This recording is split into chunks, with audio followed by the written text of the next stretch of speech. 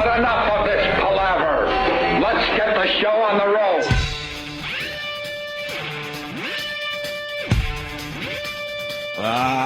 Good morning. Hi. Always starts with a good morning. Very good, because it's the Big Friday, I like to say. the Big Friday show. The Big Friday show. Yeah, there's just something about, knowing that that weekend is here. What's great about this radio show? Nothing? We know we're going to start with good morning, and that's it. We don't know what else is going to happen today. That's how the show works. Yesterday we started with a good morning, and it ended with a Hall of Fame wrestler peeing his pants. I mean... Pete Pence. We didn't have that penciled in for the show yesterday. That's what I do. Pete Pence. Oh, God. That kept me up. That kept me up last night. Just thinking of him pissing himself like that. That little spot got bigger and bigger and bigger in his little pants. And this is after he pulled his junk out and shook it around, and it was just all ball bag and a little peanut of a penis on top. That's after he was bragging about his 10-inch cock. And I would fuck him in the ass with my 10-inch cock. And, no, not so much. Not so much. Maybe he'll make wee-wees on him. I haven't laughed that hard in so long. It was just nonsense the last half hour. And then there was pictures being taken, and one picture wasn't good enough, and then we had to march back in and take more pictures. Yeah. You know, I think he knew he was peeing his pants, and he just doesn't give a shit. You think so? You think he was just completely clueless to the fact that he was wetting himself? Been incontinent. Oh, incontinent. Yes, that's what it's called, being incontinent. Well, I looked at some of the Google alerts. Wow, a lot of Google alerts. That came in. It's about time we're back on the Google alert. Google. But it's for a weird one. A little Googling. Iron Chic pees his pants on the Opie and Anthony show. Iron Google Chic. alert. Google alert. World Wrestle Federation PP champion. I'm the greatest PP champion from Terranaran, where we all make PP. Well, he's been saying my name wrong for years. Now I know why. He says O-P. O-P. And when he's not saying O-P. O-P. O-P. Yeah, it made the wrestling news and gossip in the UK in The Sun, which is their big, We're in the UK today? paper. Yes. Little UK coverage? Little UK coverage. What is the UK coverage saying? In England, I think they got... Let's see if this has legs as far as trying to blame us for things. Okay. I'm finding it. Funny. Scanning my... on my iPhone, by the way. Yeah, my iPhone goes to England. Here it is. The Iron Chic 66 on the Opie and Anthony show. We will have a report in the next newsletter. But on the show... It says they fed Chic several beers, and he pissed his pants live on the air. Really sad situation. Really sad situation. Sad for who? We didn't feed him beers, though. It was his peeps. Dude, his handlers? I know. They kept handing him beers. Oh, yeah. Well, we found a 6-pack of Becks. Yeah, what are you going to do? And then his handlers were I love the Becks. feeding the Chic. He's a grown man, He could do what he wants. You think you can keep up with the Chic as far as drinking goes? Oh, without pissing myself either. I'll shit myself, but I won't pee. I think you did 8 beers in an hour, Ant. For real. All right. Yeah, that's not bad. That's pretty impressive. That's pretty good. That's pretty good. And he's 66 years old. That's an animal. 67, he kept saying. 67, they put him at 66. I don't think a year makes much of a difference when you're pissing yourself. That's true. He's an animal. But, getting some nice headlines today. Oh, yeah. It's something, last time he was on, it was all just wrestling, and he was a little more politically correct as far as talking about some of his adversaries. Well, he didn't really talk about anything the last time he was on our show. What are you talking about? I know. He just kept reciting the same thing about being a champion. Pleasure for me. Pleasure Madison for Square me. Garden and opening and Anthony and opening them. WrestleMania, I was greatest involved. And now it's like, fuck him in the ass! With his gravelly fucking voice and his pee-pee pants. We're getting some highlights from the Irish Chic's performance. Highlights? That's the whole friggin' clip. Every second he was in here was a highlight. I want to hear him talking about pussy again. I want to hear him talking about the Ultimate Warrior. I want to hear him talking about Hulk Hogan. Yeah. And Brooke Hogan. So the boys are working on some highlights just in case you missed it. Hopefully we replay the entire hour with the Iron Sheik over the weekend because it was just... Oh, please. It was just amazing. And the picture of me, you, and Jimmy with me pointing at the P spot and you're just having a good time. You're trying to actually be in the picture without touching them, but making it look like we're all chums. Yeah, if so that makes sense. I leaned backwards as far as I could because I didn't want the smell of his urine wafting up on me. So I'm standing there and my feet were pretty much like even with where his feet was. Yeah. But my head was about 2 feet back. I was defying gravity with the way I was leaning backwards. Then Jimmy looks ridiculous with the belt. He's having fun with the belt. The PP belt. My head's on the... I wrote yesterday that I wrote yesterday that it could be the greatest picture ever taken of us three in studio. Oh, yeah. And so many people got a hold of me yesterday, and they're like, you got to give us a better, a larger print of that. So they all want to make it their... Better resolution. They want to make it their background on their computers badly. Yeah. How do we get that done? What'd you take it with?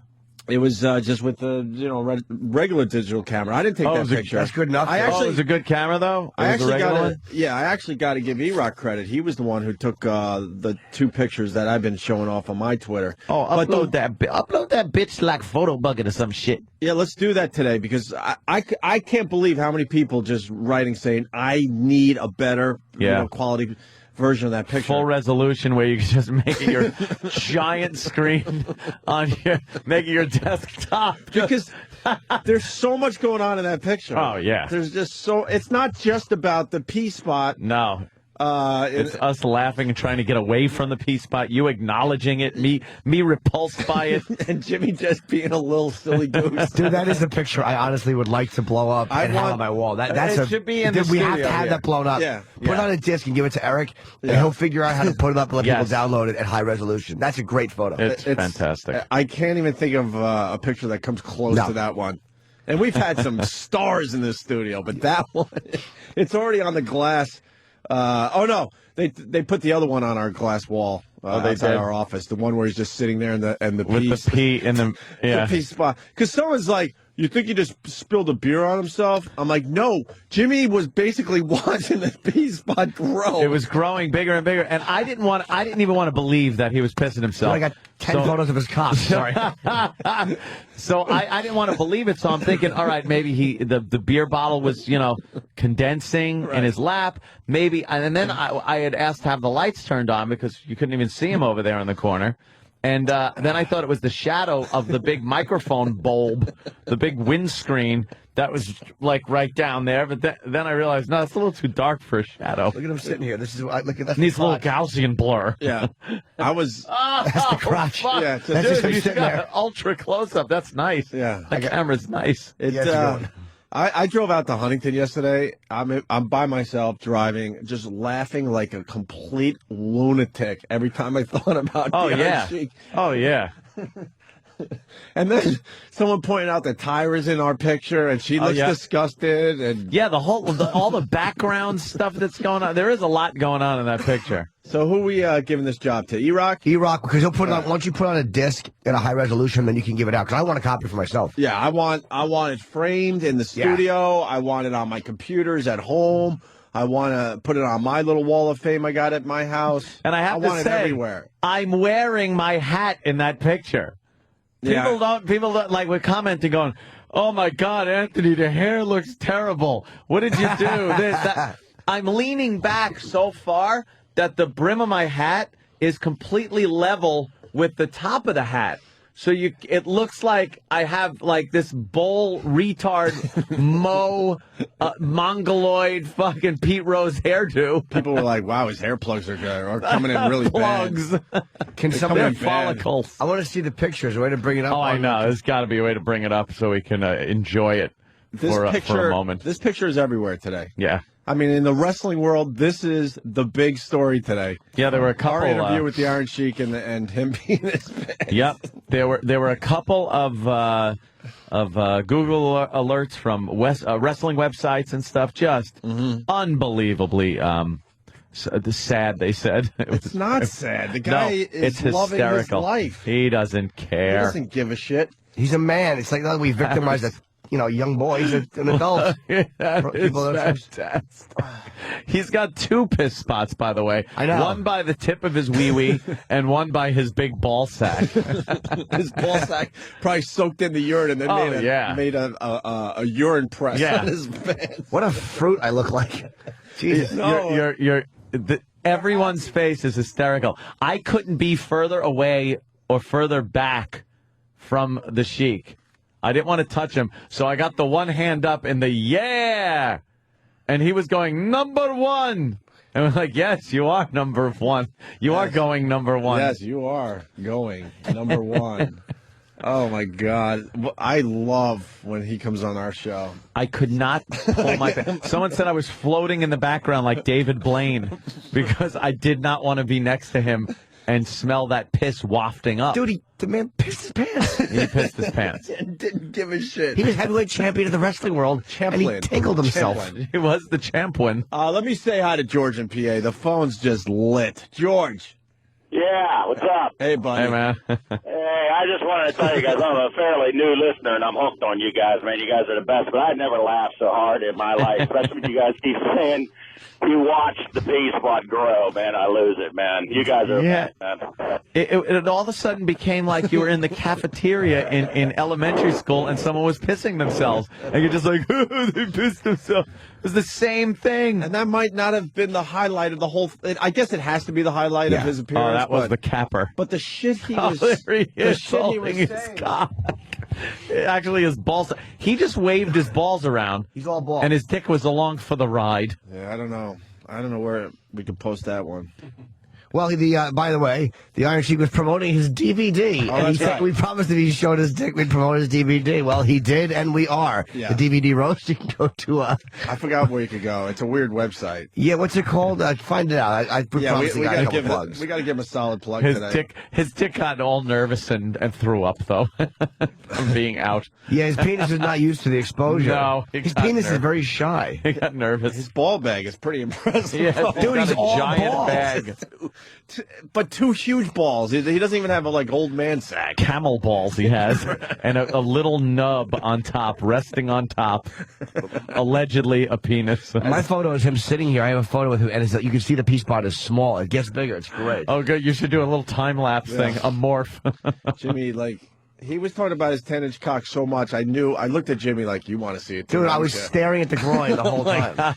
You want to see it just as bad as I do. And then, man, you want to talk about disappointment. When you're talking about a 10-inch cock, you're expecting to see something You better have good. some meat going. It was a little nub of a pinky on top of giant balls.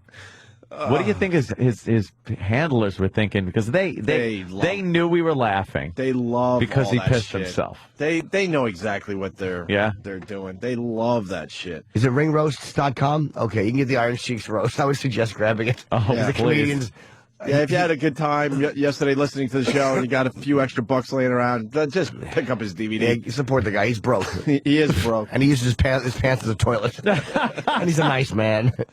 I watched a video of him slapping his handler in the face. I'd never seen that. It's great. Oh, he's an angry dude, Yeah, man. gave it to him. He gave him one. Like I said, pleasure for me I come back again to Manhattan from Tehran, Iran, to the Madison Square Garden, New York, #1 radio station in the world, Anthony and Opie, and also Howard Stern. What? No, let's try again. Let's try again. I want to say hello to all my intelligent radio station fans, Opie and Anthony, and I want to say thanks to the Jesus or Muhammad or Allah to have come to the most famous city in the world. Like Frank Sinatra said, the city never sleeps. The city is up all the time. Manhattan, Never Madison Square Garden, New York, and especially Opie and Anthony radio station. I love all my wrestling fans, and I love all radio station people wrestling Anthony and Opie show. Number one in the world, from A to the Z. If you cannot make it New York, you don't make it nowhere. Like Frank Sinatra said, the city never sleep. You cannot make it New York, you don't make it nowhere. God bless Frank Sinatra, my Italian cousin. He used to come watch my match in the garden, and he was the real singer and high class and part of mafia. God bless you. And Punk the Mafia. I got something better, But actually. he fucked up. He said the total opposite. I know. You're supposed to say if you can make it in New York, you can make it anywhere because it's the toughest place to make it. He said if you can't make it in New York, you can't make it anywhere. He gave the polar opposite meaning of what that expression means. He completely said the opposite thing. 10-inch my cock. 10-inch my cock, and then he pulled it out, and oh my goodness. well. He was off by 10 inches. Oh, Big Dad. Oh! We literally have 40 Iron Sheik drops. We don't know what to do with them yet. They're great. Amen. Tell him. We have 5 Iron Sheik videos on YouTube? Yes. On the Oh, Opie my and Anthony God. account? The ball shake one, of course, couldn't make it up. No. That's got to be But you own it, right? Yeah, but I already got an email from his manager requesting that the video of the Iron Sheik shaking his balls around not be posted. Because I talked to him afterwards, and that was officially the first time he's taken it out. Oh, Wow. look at The that. interview. We You got feel it for the privileged. first time. Well, you know what? If that was posted, everybody that he said he was going to fuck up the ass with his 10-inch dick could come back and just go like, well, no. Amen. You said it perfect. It wouldn't even be gay if you took that thing in your ass. No. It's not gay if it doesn't break the cheeks. If it doesn't touch the sides. Don't be cheap, you son of a bitch. That's You got a nice long clip Of what? of the Chic. Not really. Why? What are you doing? I just want to hear the Chic. Oh, yeah, I do, actually. I see what you're Play a little Chic. Okay, wait, hold on a minute. Wait a minute. I could just play the one we just. why don't you Wait, play let me that see what one? I got. Hold on. 30 seconds, good. Yeah. And like I say again, I want to say hello to all my intelligent Opie and Anthony show. And I want to say everywhere I go in the America, people tell me, Chic, you are on the killer comedian, the best. I think it's great feeling for me. To anywhere I go, people talk about it. God bless all my wrestling fans and also Anthony and Opie and Anthony radio station. God bless you guys. I'm not going to talk no more, and have a good day. We're such idiots. How old are we? No. It's amazing how How old are we? it's just a man tinkled on himself, I know. and it's the highlight of our time here so far. Oh, yeah. Why is that? Because we're idiots. We're off to a good start in this new building. We also know how his really pants are. feel. Yes, I'm true. working here. I don't want to see his ass. I don't want to see his fucking cock. That's great. That's a good clip. I like to eat the pussy. Otherwise, I fuck her ass. I forgot that one. What a fucking ringtone that is. Oh, shit. Exactly. Oh, you can make some friggin' phone calls with these, huh? No kidding. Who can we call it? Great soundboard this would make. We got to call someone and do this today. Exactly. Yeah, exactly. All right, one more for now. We got Who is this? The Iron Sheik! Like, you could really cut those up and make great fucking phone calls with them. 41. I'll play one more for now, and then throughout the rest of the morning, we'll do the rest of them. Fuck her fucking bitch pussy. Yes, Danny? Oh, sorry. We should just go through the phone book and find somebody with the last name of Hogan. Oh, shit. Hogan, you get fucking the ass.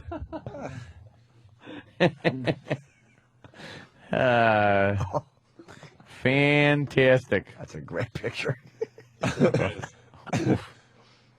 Anthony's clip was too low in the mix, barely audible. Oh, well. What? Oh, I made some pee-pee. Yeah, we'll do it again. I was making pee-pee in a bowl. I thought it was loud and clear. Yeah. I heard it. A lot of people wanted to... Hold on, let's say hi to Steve in Philly. Steve, how are you, buddy? Hey, what's going on, boys? Hey. Hey, we need to take those and turn them into ringtones, because I need that 10 into my cock on my phone. Yeah, we're going to do... we'll get some of those clips up somewhere. We'll let you know. And we're also going to get the pee picture up so everyone could have fun with that as well. Hey, Jimmy. Yes, sir. Oh, no. God damn it. Oh, he totally nailed you on that one. Yes, he Steve in did. PA. Steve. Hey, I was listening to the show earlier, one of the recaps from yesterday.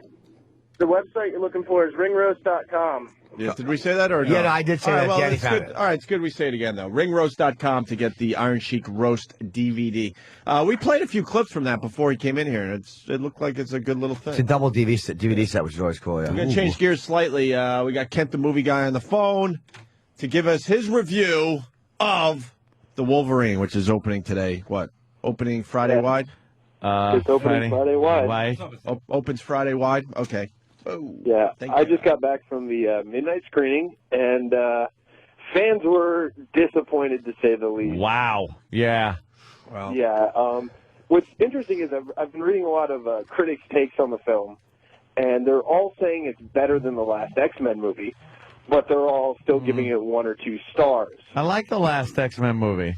It wasn't that So if you like bad. the last X-Men movie, this one it's not great. It's not like Iron Man good, or it's not The Dark Knight good, but it's a pretty good summer action film. It's a pretty decent way to start off your summer lineup. 1 star in the Post. Or... Kent, you're confusing the hell out of a lot of people because the New York paper's giving it 1 star.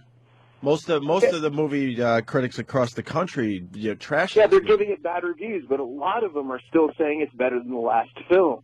But they gave the last film is a fresh tomato on Rotten Tomatoes. It's around 60%. So I think overall, I think we're kind of spoiled as a country when it comes to comic book movies.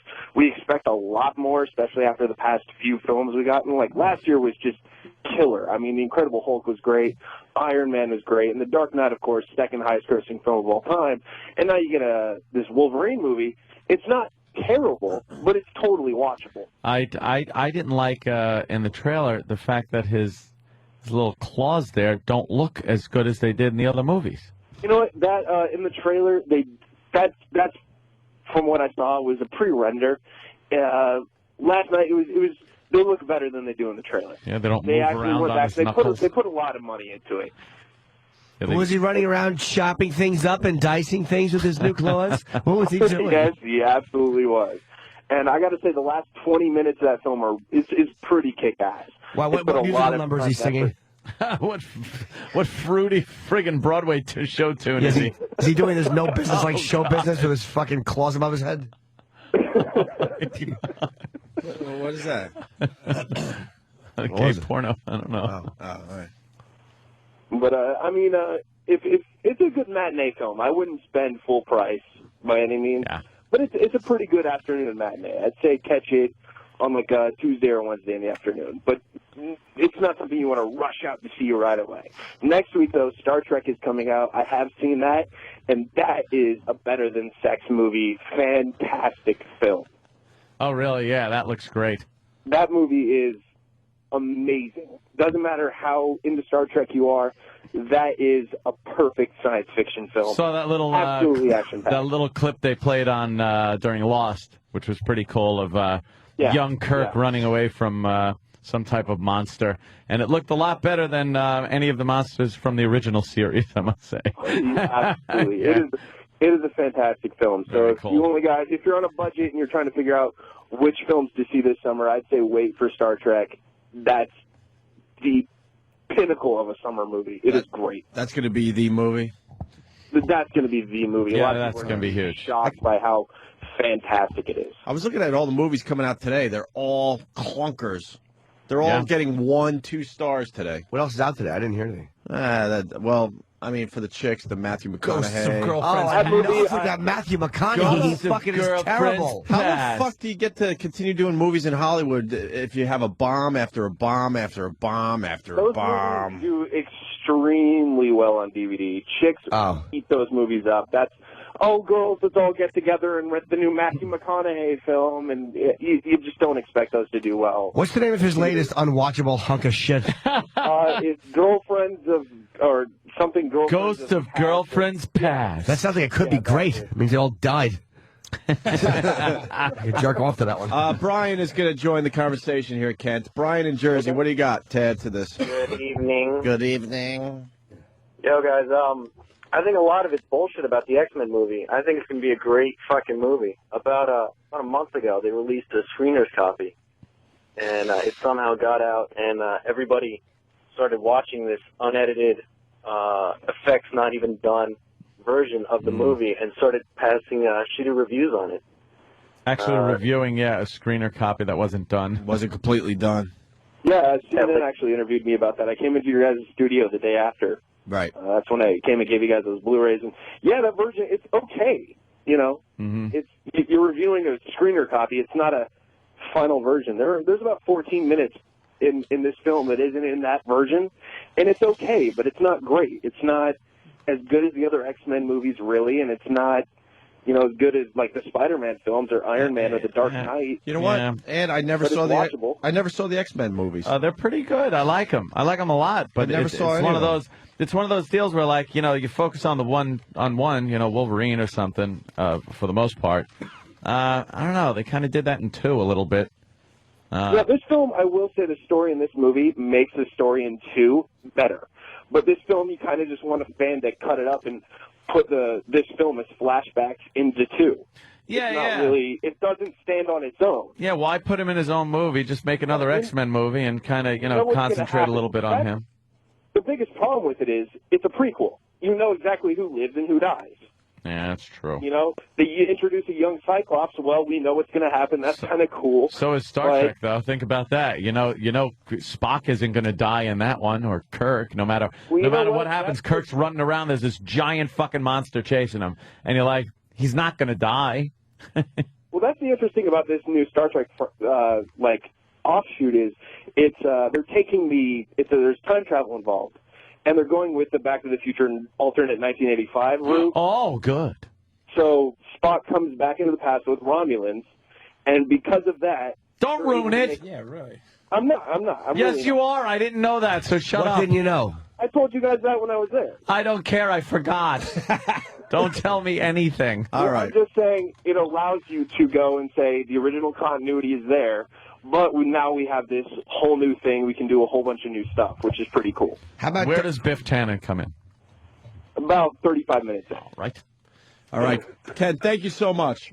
Thank you, guys. So I don't know if we're supposed to see Wolverine or not. By 1 star in the Daily News. Not that that means anything. Matinee. I said see it as a matinee. Matinee. This is great. Thank you, Ken. Who gave Kent the title movie guy? And then someone goes, Kent did.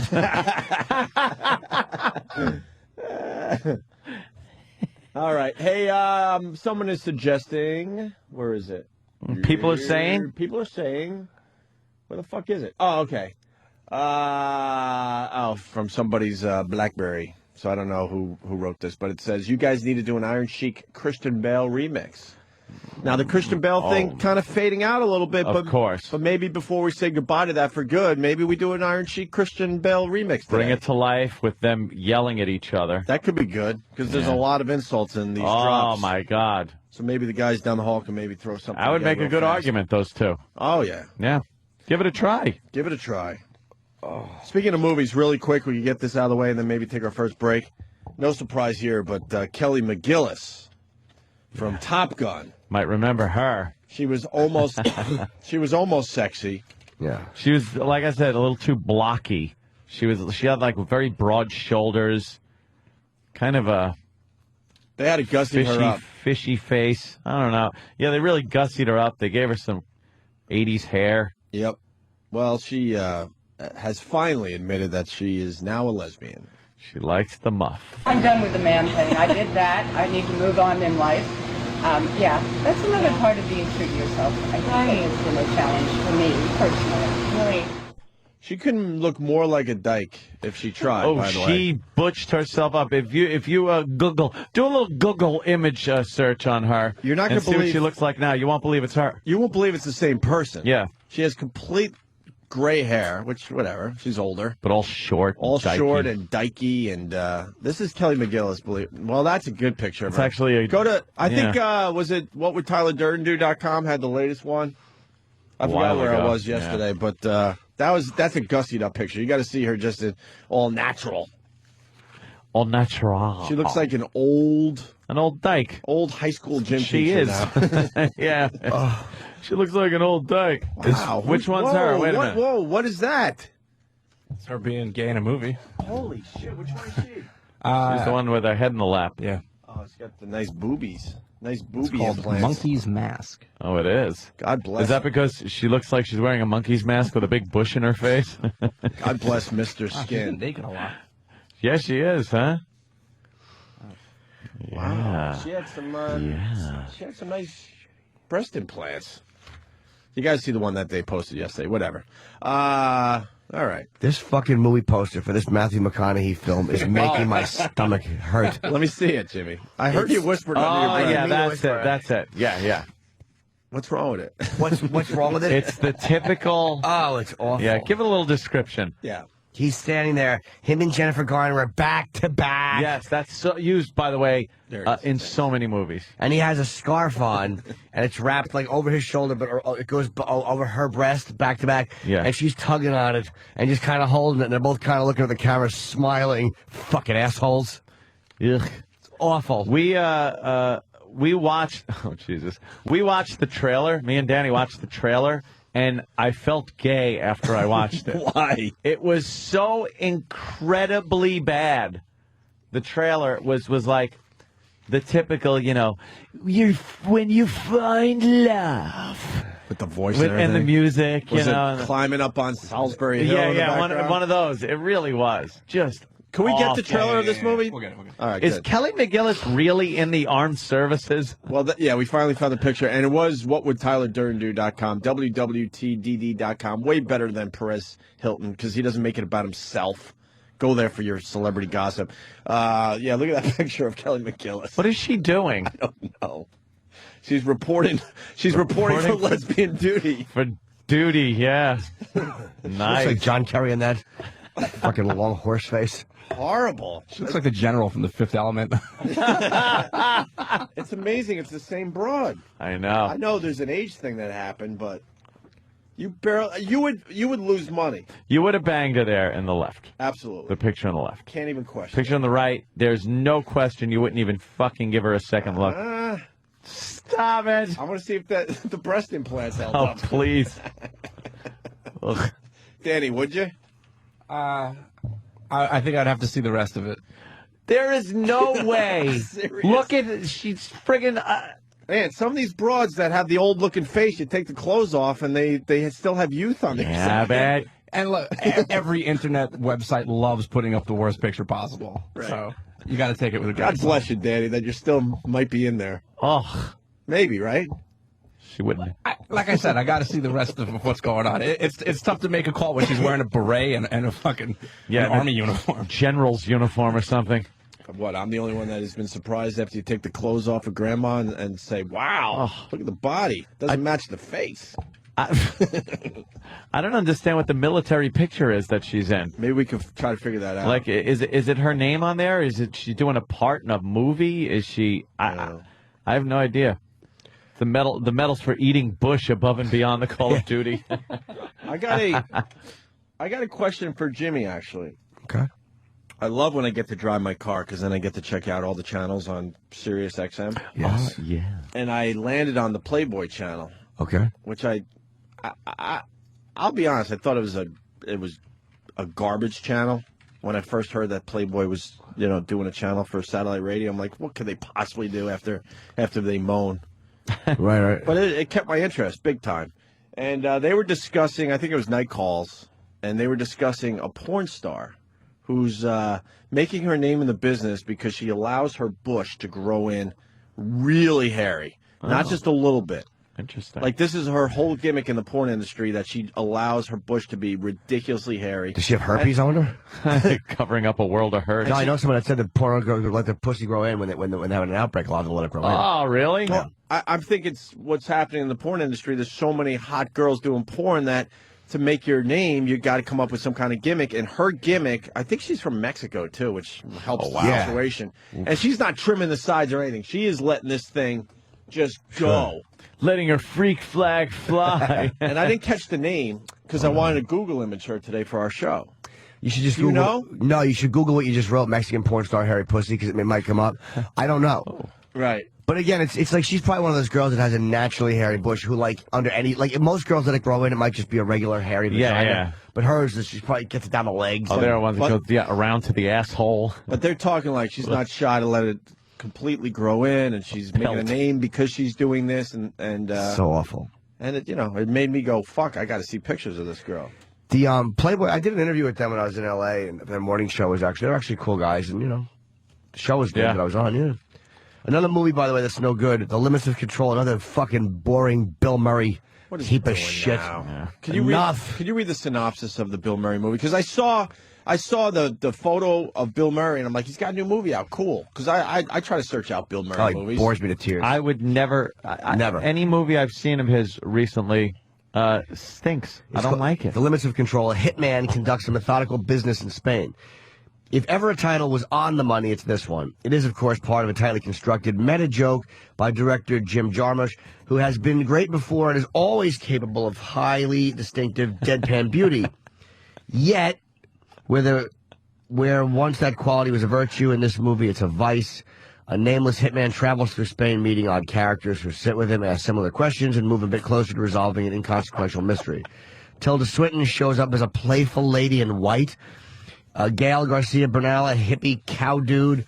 Paz de la Huerta, a constantly naked temptress. And Bill Murray, a crucial puzzle piece. Limits feel like it's slow motion, fulfilling Jarmusch's test of how immobile a film can get before it stops existing. Wow. Another boring clunker by that Damn fuck. it. Can I be honest? Sure. I just started hearing white noise about 20 seconds ago. That's all I heard, too. I'm not even joking. I was with you, and then I just watched myself just fade out. That just sounds awful. Yeah, it's terrible. Is there a Michelle Obama comic book? Is that what I'm seeing on CNN? We'll find out. Oh, my God, that's got to be looked into. And that picture, by the way, of the... what is that? That's General Monroe from The Fifth Element. From The Fifth Element, and Kelly McGillis is hysterical. He also played Kehoe in 48 Hours, by the way. That's the guy. I forgot who it was. Well, the picture of Kelly McGillis is from the L Word, I guess. I guess she starred in the L Word on... Oh, did she? What was it, Showtime? Yeah. So that's where that picture came from. And when can we get the when can we get the Ghosts of Girlfriends Past? I want to hear that trailer when we come back. You've got to hear the trailer. Horrendous. You've got to hear the trailer audio. It's fucking horrible. got to be awful. We absolutely will do that. So unfunny, so uninteresting. Ugh. It's like a Matthew McConaughey trying to be charming. He tanks in everything. We're going to do the Christian Bale, Iron Chic remix. Pleasure for me. We'll do the trailer of that movie. We got to get into the swine flu stuff again today. Joe Biden, what did I tell you about this guy? He's a retard? He is a retard. They trudge him out every few months and he says something stupid. And then they go, all right, guys. Back. All right, back in your office. Back in the basement. Shut up. He is really incompetent, that guy. Boob. Oh. Yeah, we'll talk about that next. It's food time. Opie and Anthony. More montages. Top Gun, yes. One of the greatest montages ever, probably. That is the gayest movie ever fucking made. Under the guise of not being gay. Of being manly. Right. It was fighter jet pilots. Why would you play this and not Danger Zone? On a carrier. Oh, volleyball scene. Wow. And all that stuff was supposed to hide the gay undertones. The complete gayness. Somebody recut, they took all of the most gay portions of this movie and just put it together into like a 4 minute. It's the whole movie. It's everything but the planes. Everything but the dude. credits and the gaffer's name. There really is a lot of parts to this movie where That's you're just hilarious. What's going on? Top Gun homosexuality. Hey, What is that, Quentin? Yeah, he starts off the video that I was talking about starts off with him explaining why Top Gun is the gayest movie of all time. Yeah, I want to You hear ready? what Quentin says. Yeah. What's the film about? What's it really about? What genre does it take? What like the spine? The spine. Like one sentence? Like No, I don't fucking Boy Meets Girl. I don't give a shit about that. Fuck Boy Meets Girl. Fuck motorcycle movie. No, what is really being said? What's really being seen? That's what you're talking about. Because the whole idea, man, is subversion. You want subversion on a massive level. You know what one of the greatest fucking scripts ever written in the history of Hollywood is? What? Top Gun. Oh, come on. Top Gun is fucking great. What is Top Gun? You think it's a story about a bunch of fighter pilots? Yeah, it's about a bunch of guys waving their dicks around. It is a story about a man's struggle with his own homosexuality. That is what Top Gun is about, man. You've got Maverick, all right? He's on the edge, man. He's right on the fucking line, all right? And you've got Iceman and all his crew. Right. They're gay. They represent the gay man, all right? And they're saying, go the gay way, go the gay way. You go both ways. What about Kelly McGillis, right? Kelly McGillis, she's heterosexuality. She's saying, no. Go the normal way. Play by the rules, go the normal way. And they're saying, no, go the gay way. Be the gay way. Go for the gay way. All right? That is what's going on throughout that whole movie. He goes to her house, right? All right? It looks like they're going to have sex. You know, they're just kind of sitting back. He's taking a shower and everything. They don't have sex. He gets on the motorcycle, drives away. She's like, what the fuck is going on here? Next scene you see her, she's in the elevator. She is dressed like a guy. She's got the cap on. She's got the aviator glasses. She's wearing the same jacket that the Iceman wears. She goes, okay, this is how I gotta get this guy. This guy's going for the gay way. I gotta bring him back. I gotta bring him back from the gay way. So I'm gonna do that through subterfuge. I'm gonna dress like a man. All right? That is how she approaches it. Right. Okay. All right, but the real ending of the movie is when they fight the Mix at the end. All right, because he has passed over into the gay way. They are this gay fighting fucking force, all right? And they're beating the Russians. The gays are beating the Russians, all right? And it's over, and they fucking land, and Iceman's been trying to get Maverick the entire time. Finally, he's got him, all right? And what is the last fucking line that they have together? They're all hugging and kissing and happy with each other. And Ice comes up to Maverick, and he says, man, you can ride my tail anytime. And what does Maverick say? Maverick, you can ride my sword fight! Sword fight! Fucking it, man! Fucking love Quentin. Brilliant. Quentin Tarantino, man. The gay way. Opie and Anthony Friday. Where's our Friday guy? I want to plug my Letterman's on tonight, too. No, you can't do It's that. on David at, Letterman. myself and Kiefer Sutherland, yes. Oh. Jimmy, I was there. It already happened. No, we did it Monday. No, and but it's I on saw tonight. you on stage. I saw Letterman walk over, shake your hand, said you did a great job. It's over, Jimmy. I saw it. You actually saw it on the TV, too. I There's a saw it monitor on in the TV, so uh, how could it possibly be on tonight? You were in the future. Oh. That really is like going to the future. I like being in the future. The future. I'm looking at, we've just been perusing celebrities, scantily clad. I'm looking at Dakota Fanning. Not too bad. How old is she now? 14. Come on. No, cute. I say there's potential there. She's not going to be a good-looking... What? Nah. You're out of your mind. Look. You add a year onto that. No, I'm not even going... I'm just saying. No, I think... she's going to be ugly. Are you kidding? She's going to be ugly. She's got youth on her side. No way. I say... she's got that preteen hot. cuteness, or what are they called? Tweens? What the fuck is... Tweens. Oh, wait, here. What's a tween, by the way? Standing over here. Look at this. Kind of like your You taint. tell me she's not going to be hot? Let me see. Yeah. That's got hot written all... Dude, you're talking to a fucking expert. I don't know. You're talking to an expert in this field. I am the Dr. Michio Kaku of underage girls. All right, why don't you keep it to yourself? Jesus. I don't have any fucking pornography. I'm just saying. I know when I look at a girl if they're going to end up hot or not. Things are going well lately. Let's. Why don't you keep that to yourself? I defy anybody to check my hard drive. Go ahead. It's nothing but stuff Gary Glitter would enjoy. I did not make that. Is not Jim Norton saying that. Jim Norton does not want his hard drive looked at. Okay. You know, let's go to Ali Lohan. Yes. Yes, 15. She's got some bikini pictures up. Yes. On what would Tyler Durden do? WWTDD.com, a great site for celebrity gossip. And let me tell you something with this. Dumpy looking. He made a very good point. Dumpy looking. Look at her dumper right there. Her face is like homely. Oh, fuck the face. She sucks, and the freckles get in the way. I was telling Anthony, freckles could get in the way. She doesn't have as many as a Lindsay. But it's Lindsay's younger sister, and the mom is pimping out these daughters. And what does Tyler Durden say about this? He had a very good quote about what the mom's doing to this 15-year-old. She's 15 and dressing her up like little whore bag, like a little whore bag. She's in a bikini there, and the Lindsay, the low-end girls are a little lanky. They kind of look like Close Encounter aliens. They all have very nice cans, though. Yes, nice cans. Yes. Danny, just go back to that. He had a nice quote about. Could you read that for us? I can't read it from here. It says, these pictures of Ali Lohan must have been processed with magic because for the first time ever, she looks sort of affable. I know she's 15 and you're not supposed to have sex with 15-year-olds, but it was her mom's idea to whore her up like she was 35, not mine. There you go. Well, she's got ample breasts. She's got she's laying on her stomach on a surfboard, a nice shitter. Showing off the ass. That's the only reason she's laying down on a surfboard. And then walking in the surf. Kind of with her head turned, nice stride going there. Looking good. Looking completely fuckable. That big stupid face of hers. If I was a teenager, I wouldn't even like her. No? She's like a dumb Pittsburgh girl face. Just a big, stupid, mopey teeth sticking out. Does Pittsburgh have big-faced girls? Just to get a lot of Pittsburgh girls that like that whole like. You know when someone's just sitting there gazing off and their teeth are out of their mouth on their lip like...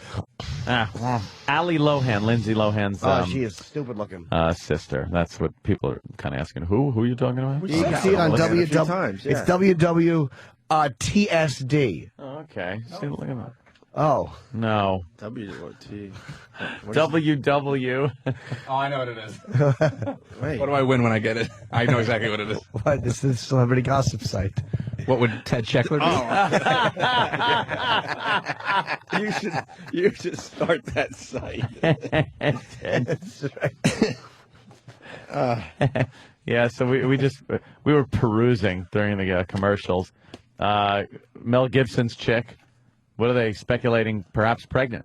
No. Wow. If he wrecks that body that quickly. What a dope. Why would he do that? Is fucking, he's because he's one of these. Because I'll tell you why. He is Catholic, like a ridiculous Catholic, and he probably doesn't wear a bag. No bag. And he doesn't pull out, and he doesn't do anything. He probably pumps fucking creamy loads into everything he sleeps with. He's been with that wife forever. He probably sticks the head in and comes when he's looking at what he's fucking. He pumps his jizz like he works for Krispy Kreme. Shit. Fuck. Be more funny. I couldn't wait to get that Punch up a picture of that girl. Fuck. Krispy Kreme. I hear she's pretty good. Krispy Kreme. Fuck me. Nothing wrong with a Krispy Kreme donut. Damn it. Sorry. Do you like Crispy Brinkley? That's her after a fire. Oh, and you heard the excitement, too. I couldn't wait. Yeah. Iron Chic interview. We got a few highlights. Iron Chic. We got the Ghost of Girlfriend's Past We have trailer. to hear that. The trailer. And we got Joe Biden and the swine flu. Joe Biden, widespread panic, just going God, crazy. Don't do that. Saying something stupid. Oh my God! Don't do that to us. That is what. Oh my God! Mel Gibson Don't do that to us. is fucking. We did this. People are going. Is this a best of? No, we're just looking at her again. Is there anything better when a girl makes a U with her body?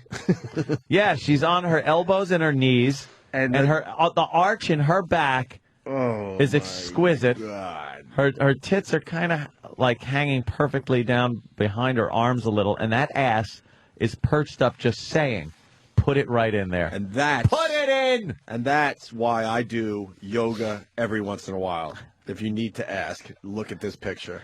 I have no idea where the similarity comes in with you doing yoga and me looking at her picture. Well, I want to see a photo of you like that. If you've ever been in a yoga class, you'll see a lot of twisting and turning. and girls not being Yeah. shy about putting their bodies into some fun positions. Who's that? For you to look at. What's that? That's supposed to be her. From what Travis is saying is that the bikini girl that they were reporting, this not one her? is not her. Are you shitting me? Who's that bitch?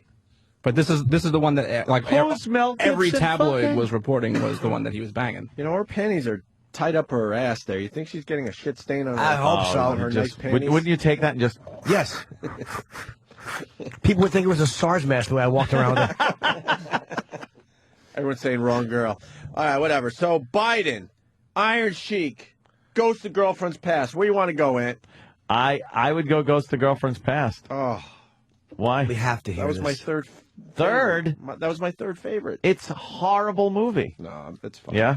Matthew McConaughey's latest movie. I just figured we already hit on the Iron Sheik a little bit. Yeah, you're probably right. And then what was the Biden's other a choice? bore. Biden is probably a quickie. Biden's an asshole. Well, it'll be part of our But- whole swine flu update. Yes, that we're gonna that's do. true. You know, last we left you, the world was infected and millions were going to die. So we'll see where we're at today. Yeah. Here's Ghost of Girlfriend's Past, the Matthew McConaughey movie that comes out today. Another bomb for Mr. McConaughey. McConaughey. Good morning, Connor. Versace is on one. Okay. 1, 2, 3. You're ravishing. Kiki, Nadia, Charlize, it's not going to work out for us. Tell me you're not breaking up with me on a conference call. Don't listen to these ladies. They are crazy. Connor, we can still hear you. He's a maniac. What are they trying to... He actually went, because he's such a fucking ladies' man, Right. is what it is. And he actually, get this, he called up a bunch of his girls that he's been fucking on a conference call. Oh, and shit. broke up with them all at the same time. Oh, no, he on didn't. a conference call. Oh, shit. That's crazy. Ugh. This guy is in the shittiest movies ever made. He is fucking unwatchably bad. What was that one that I got stuck watching with the gold traffic one? girl? Not there? Fool's Gold Rush? Gold. Fool's Gold, whatever. Gold. Fool's Gold. Fool's Gold. Was she laughing? On demand. I think she fell asleep. Oh, I was she stuck wasn't watching enjoying it. He was good in, what's the movie Jodie Foster he did? Contact. He was good in that. He was in Contact? Yes, he was the Yeah, religious guy. religious- Kind of a love How old interest. is that movie Boyfriendish now? guy. A few years, 6, 7 years, 8 years. What, 9 Contact? years, 10 Got years? more? Contact came out in 12 like years? 96, I'll Right, say. there's no reason to humiliate me. Holy. That's no reason. I had no idea he was in that movie until right There's now. no reason to talk to me with such complete disdain for my off by 5 years. Hey, shithead. What is it, 8 years? No piece of shit. No valueless 5'6". 97. Oh, okay. There you go. He was good in We Are Marshall or whatever that movie was. If you gave a shit about Yeah. that dumb who college cares? football team that all died in a plane crash. No, I didn't at all. cared? You I realize envy that them. the story was like pretty much a whatever story in the What end. about We Are Marshall's pilot? About him. No movie for him. No movie for him. I envy the No teams. joke for me. They didn't have to. Well, if I didn't keep stepping on everybody with my weak attempt at humor, we get it, Jim. They didn't have to see the movie. Lucky them. Who cares? My dumb joke. Has he ever been in a good movie? Just Contact. I'm sure. What else did he do? What about A Time to Kill? A Time to Kill, I thought was very overrated. Really? Yes, extremely. Which was the that book one? was good. Where he was a Sam lawyer? Jackson. Yeah, and Yeah. Sandra Bullock and Kiefer Sutherland. Yeah, I thought that was Who kinda wrote stupid. that book? They did that on purpose. It actually became. It was John Grisham's first novel, and Yeah. after the worst music ever in a movie, the Tom Cruise one. What was the one where he played the big one? The big John Grisham movie. Who? Firm? The Firm. Oh yeah. Then people went back and bought A Time to Kill, and that became a. Yeah. I thought the movie was fucking awful, though. I was sucked into the John Grisham novels. A young lawyer must. Yeah. And then fill in the blank. Exactly. I was sucked in, and then by the third book, I'm like, I've read this book twice already, for real. Just a It's slight horrible. twist and stuff. I want to read the one about a young lawyer must suck his own cock as he's in a tire that Winnie Mandela set on fire. He's being rolled down a hill. Those tires with the gasoline in it. Yeah. Must blow his own load to put the fire out. I saw a fucking video from Venezuela on one of those websites. It's a fucking mob slowly burning a naked man to death. That's fantastic. I What read site that he did was you go on? I read that he was a pedophile. I don't know if that's true or not.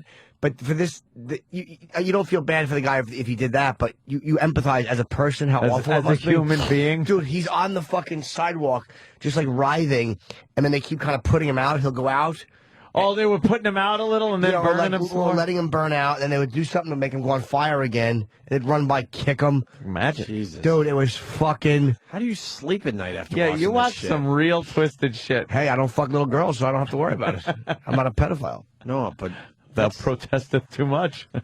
Get the matches. Even though the guy deserves it, that's just horrific to watch. Dude, it's awful. I've said that's where my line is. I can't see that shit. I watched that and 2 videos of people who had been dissected, like run over by trucks. Why would and you they're watch still alive. This? Oh, and they're God. still alive, and the fucking truck tire's still on them. I've seen the like still pics of that. You never seen the video? No. Of a guy blinking his eyes and trying to get up? Oh, stop it. I'd never watched that. It's a guy like kind of laying there just looking around. Going, oh, I'm in Dutch. And there's a fucking, like, there's always a giant truck tire on him. Oh, shit. Oh, my God. Wow, Do you that's watch this bad. just before you go to sleep? No, but I have. The other night I did. I woke up early. My girlfriend can't watch it. No girl I've ever dated can watch it. No. Most guys can't watch that, for real. It's horrific. There's a small percentage of you guys out It's there that really watch bad. that crap. It's upsetting. Where did you? Was that titled "Where Did Your Vagina Go"? Just spit everywhere. Oh my God! All right. Oh, fuck! Her guts are all over the place. Wow, that is really is she bad. alive? She's still alive Wait. a little bit. Wait a minute. I don't know if she's alive. I think I still grabbed her alive. tits. Her legs are off her my bones. God. Yeah, that's obviously, What, a the guy's tiger grabbing attack? her tits? Is he feeling her up or not trying to what it make? looks like. He might be, administering some kind of CPR. Who knows? He's just trying to get he's just Nah, trying he to get a couldn't good be. picture for his Facebook page. Hopping a feel. Can we go back to the ghosts of girlfriends past, Yeah. please? Well, this is That is a fucking mess. I can't even look at that anymore. Wow, I'm yeah, gonna she was obviously throw in up. some sort of an accident. It's not Ow. good. She's not doing well. People come apart. So, Aaron, what have we learned about Matthew McConaughey? He's a Oh, he's a wild, womanizing kind of guy. He's a photographer, of course. He's a chick magnet. Yeah, chick magnet. The chicks are all after him, but he'll learn his lesson, I bet, in this movie. You think he's going to learn his lesson? I think he's going to learn his You lesson. think there's going to be a turn? I think there'll be a turnaround where he finally realizes, hey, you know something? This isn't what life is all about, but I'm speculating. Right. Yeah. Yeah. He's got to learn some way, though. Well, I don't want to see this. What are we looking at now? I want to see listen to the trailer. Oh, okay, good. They are crazy. Connor, we can still hear you when you cover the camera, you know. I didn't think you were going to make the rehearsal. Yeah. Connor Mead.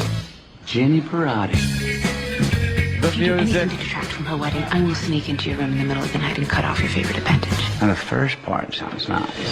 Yeah. Wait, can you? The first part sounds nice. That Nice. fucking awful, fucking flirty voice. First part. And it has it has one of the worst things that I know Jimmy hates in movie trailers when the music's going and then the music stops. Try to put in the funny line, and then continue the music. Yeah. Hey, I don't like that. Joke. Ding, ding, ding. Oh, ugh. And the first part sounds nice. First part. This is going to be tougher than I thought. Is that promoting this movie? Tonight you're going to be visited by 3 ghosts. Look away. You're dead. Whatever happens to your night is for your own good. Now we're talking. Hi, Connor!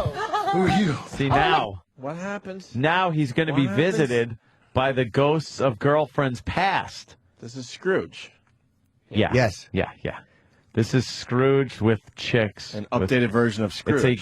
It's a chick movie Scrooge. But you don't get to see breast because it's a chick flick. Well, of course. Well, it's like kind of like the night of Christmas, where it's Matthew McAllister has a bunch of girls come back and sees him. Matthew McAllister. I like Matthew McAllister; he's very good.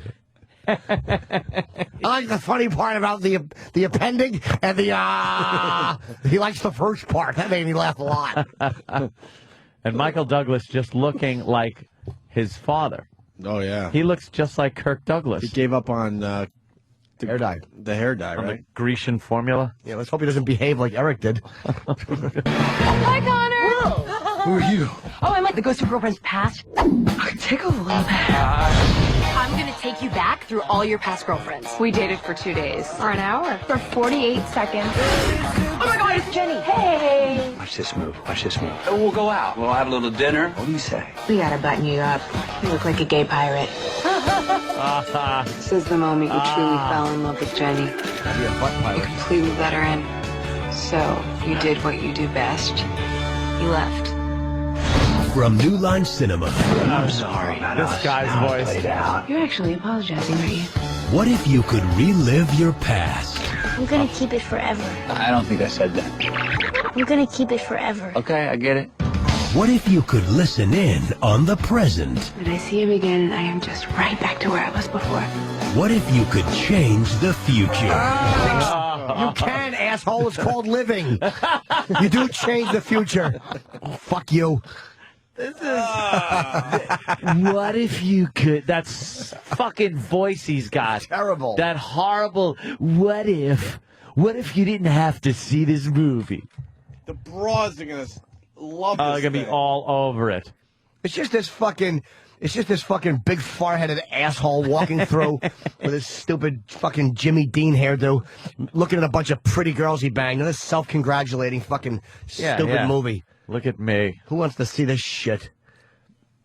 That Awful. fucking haircut is enraging. Awful. Future. Pictures of you.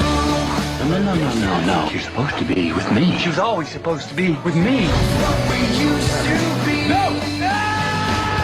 Matthew McConaughey, Jennifer Garner, and Michael Douglas. I can't believe it. You kept it. Ghosts of Girlfriends Past.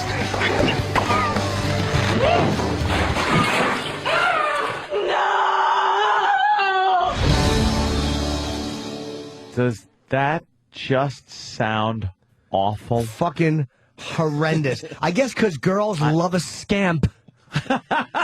They love a rascally scamp. I'm a piece of shit because I pay for it, but he fucks all these broads and he's a rascally scamp. Oh, look at him go. That's me you're looking at. If I was fucking, if I didn't have to pay for it. I've run through more broads than that. I just fucking boot them after. So you think that's charming that I do that? Ghosts of Prostitutes Past, starring Jim Norton. They played with his nipples, and then they left. You fucked me with the wet noodle dick. Down, down. He just put the head in and moved his hips back and forth while I teased his nipples and pretended I was anywhere else. Suck my cock. Yeah. Down. Yeah, and it's not me saying it, it's the tranny. I have a wacky look on my face. What if you didn't get syphilis? Horrid. Do we go Fucking awful. Can we find the Family Guy clip? Dominic on Long Island. Dominic. Good evening. Good evening. Hey. Good evening. On Family Guy, they have an episode where Stewie went after Matthew McConaughey. They was sitting at a diner, and Stewie was like, "You suck. You suck." Yeah, maybe we could. It might be worth the watch if you guys are interested. Yeah, we'll take a look and see if it's worth throwing on the show today. Worth the beak. Thank you, Dominic. Oh, okay. You're welcome. All right. Apparently Emma Stone is one of the girlfriends, and she was in an episode of Lucky Louie. I remember her. She was actually sexy. She was she played like this snotty daughter of Mike and Tina. Yeah, Shannon. Oh, right. Yeah. She was a sexy girl. Yeah. I do remember that episode. Yeah. All right. Joe Biden. Let's do our swine flu thing. A little swine flu. Everyone okay? Anyone got the sniffles? Jimmy has I'm a weird. sick. I've been sick all week. Jimmy's got a weird throat You thing don't have a happening. fever, though. No, no fever. I just got a sore throat. I was coughing, and I'm very congested. It's a cold. It's nothing big. I don't Oh, my care. God. Get to the hospital. I don't fucking. I'm never sick. So when I am, I fucking just take it like a man. Fucking. You know that half the Up the ass. cases are in New York City? Half the cases of the swine I flu? wouldn't care if I did have it. What are we up to, 100 for the... Because of our diverse fucking city that we have. We're so diverse. Well, you got people flying everywhere. There's 8 million of us, To the of course. city, right, you know. So where are we at, Ant? I didn't watch the news last night. I was too busy doing this and that. A few of these schools that have been, that's pretty much been the big thing for New York, have been the schools. Closing the schools. That's where they've gotten, that's where a lot of these cases have come up. Because, they're in close contact. They went to Mexico. There's always this Mexico tie-in. And they said that the people that were ill at the schools have, without hospitalization, without medicine, except over the counter, make me feel better shit, are getting better. And there you go. It's running its course is what this is. It's not this fucking killer plague that's going around. And these cocksuckers, because I'm looking at 8 TVs in here today. Yeah. Yesterday, every single TV we had on 8 different channels were all about the swine flu, the graphics, this live reports from here, shots of Mexico. And I swear to you, the coverage today is almost non-existent. Barely there because it's starting to die down. Already? Already. But Tuesday, Wednesday, they had it as a pandemic, and it was going to affect the whole world, and this was going to be a big problem. What do they say about human? Definitely having death. This is a human. What was the threat to humanity? Threat to humanity, right? Threat to humanity. Well, do you know, I heard a guy define pandemic, which technically a pandemic really means. And it's when one person passes to another person in Mexico and then in the U.S., then and if that happens one more time in Europe, that's technically a pandemic. Even though so 3 people can be sick. Or 6 people. Yeah, it's that fucking minor. They might have to redefine the word. Yeah, maybe. Because pandemic to me is like, holy crap. People freak I am out. legend type shit. Yeah. People freak out. And then yesterday, the big story also was somebody that went to Mexico with the Obama delegation when he was down there came down with it. Mm-hmm. This was back in the middle of April. Came down with it.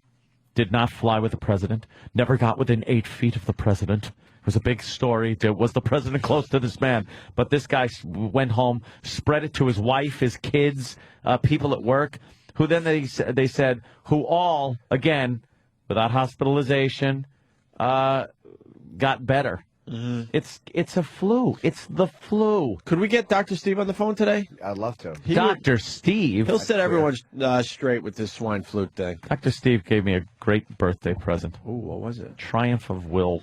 What is that? It's the big Nazi propaganda movie that was made back in the 30s. Is it cool to watch? Oh, yeah. It's history. Yeah. Shows Nuremberg, all those fun parties they used to have, I guess. A lot of people. Can we get that queer on the phone? Yeah, let's get Dr. Steve on the phone. Joe Biden, though. Yeah, this guy hasn't shown up. I mean, the economy being the way it's been, sometimes Obama putting his fucking foot in his mouth, all these stories coming up with Guantanamo and all that, and torture, nothing. No Joe Biden. And now he finally pokes his periscope up for a second, and he fucking says something stupid. You and I were discussing this before the show. Triumph das Willens! It's on YouTube. Yeah, of course. You and I were discussing this before the show, and we haven't seen Biden since Obama had to do, and we don't remember exactly why, but there was some kind of press conference and Biden was just yapping, and Obama had to step in and go, all right, Joe, all right, now, Joe, okay. Now, Joe, I think it was something about, hey, by the way, Hillary wasn't the first choice for Secretary of State. Or something. Oh, Joe. All right, shut up. The fuck up. And they hit him. And we've said on this program that Joe Biden eventually is going to be a major problem, and you're going to see them switch out vice presidents. He's a huge liability. If Obama, who knows if he gets reelected, no way does Biden do a second term with Obama. There's no fucking way. He's just honest, I think, Biden. Like, he just says what's on his mind. Biden? Yes, Biden. He's the Irish counterpart. He comes in. Biden. Yes. I like his honesty, absolutely, but in Washington, they don't like that type of shit, no matter who's in there. You know what it is? It gives the Republicans and conservatives easy pickings when he pops up and says something stupid. Well, this is what he said. I think we have the news story or exactly what he said here. Let me ask this, and this is by no means a gotcha type of question, I promise. But if a member of your family came to you, no, Mr. Vice President, if a member of your family came to you and said, look, I want to go on a commercial airliner to Mexico and back within the next week, would you think it's a good idea? I would tell members of my family, and I wouldn't go anywhere in confined places now. It's not that it's going to Mexico, it's you're in a confined aircraft. When one person sneezes, it goes all the way through the aircraft. That's me. I would not be at this point, if they had another way of transportation, suggesting they ride the subway. So from my perspective, what it relates to is mitigation. If you're out in the middle of a field and someone sneezes, that's one thing. If you're in a closed aircraft, a closed container, a closed car, a closed classroom, it's a different thing. What did he say wrong? He said he's pretty much the vice president of the United States, and he's really ruining the airline industry by saying don't travel. And mass transit in general at a time when the economy really can't take another He's hit. panicking. Millions of people fly on a daily basis, and like 100 and some odd people, have this. Yeah, right. That's true. So it's like The numbers it's don't add up. overkill. The guy is a leader. He's supposed to be a leader that you listen to, you say, you take advice from in these situations, and he's fucking Pete Panic. Yep. I mean, relax. Just kind of describing how not to get sick with the flu. If you can avoid being in confined spaces, Yeah, well, stay at home. Don't go out. That's what I would do. Spray Lysol, snort Lysol. Mm-hmm. And the news on it is just really kind of Biden finds. I'm telling you what he meant. Oh, is that what they do? Boy, I'll tell you one thing that the Obama administration does better than any other administration. George Bush, everything. They do better than anyone. Telling us what people meant after they say something really fucking stupid. Because his administration is they're saying a lot of stupid shit. Yeah. That Homeland Security bitch they got in there is a dummy. She's a dummy with zero qualifications to be the head of Homeland Security. She's uttering these moronic fucking phrases on a daily basis. And then there's got to be other people going, no, what she meant was this. Well, the media's not attacking the same way they did. Hell no. With conservatives any more than they're fucking mentioning the racial bias case of Governor Patterson. Oh, my God. Firing the white photographer to hire the black one and then settling out of court for $300,000. Yeah. Once again, the fucking pathetic biased media isn't talking about that What does the he same care way. what a picture looks like anyway? Exactly. The guy can't even see him. The guy could have just been standing there going with his mouth. Yeah, he doesn't care. Oh, the white guy could have taken great pictures. What did he think? There was going to be some, the white photographer wasn't going to show him in a good light? So get a black guy and he could fucking be chummy with him?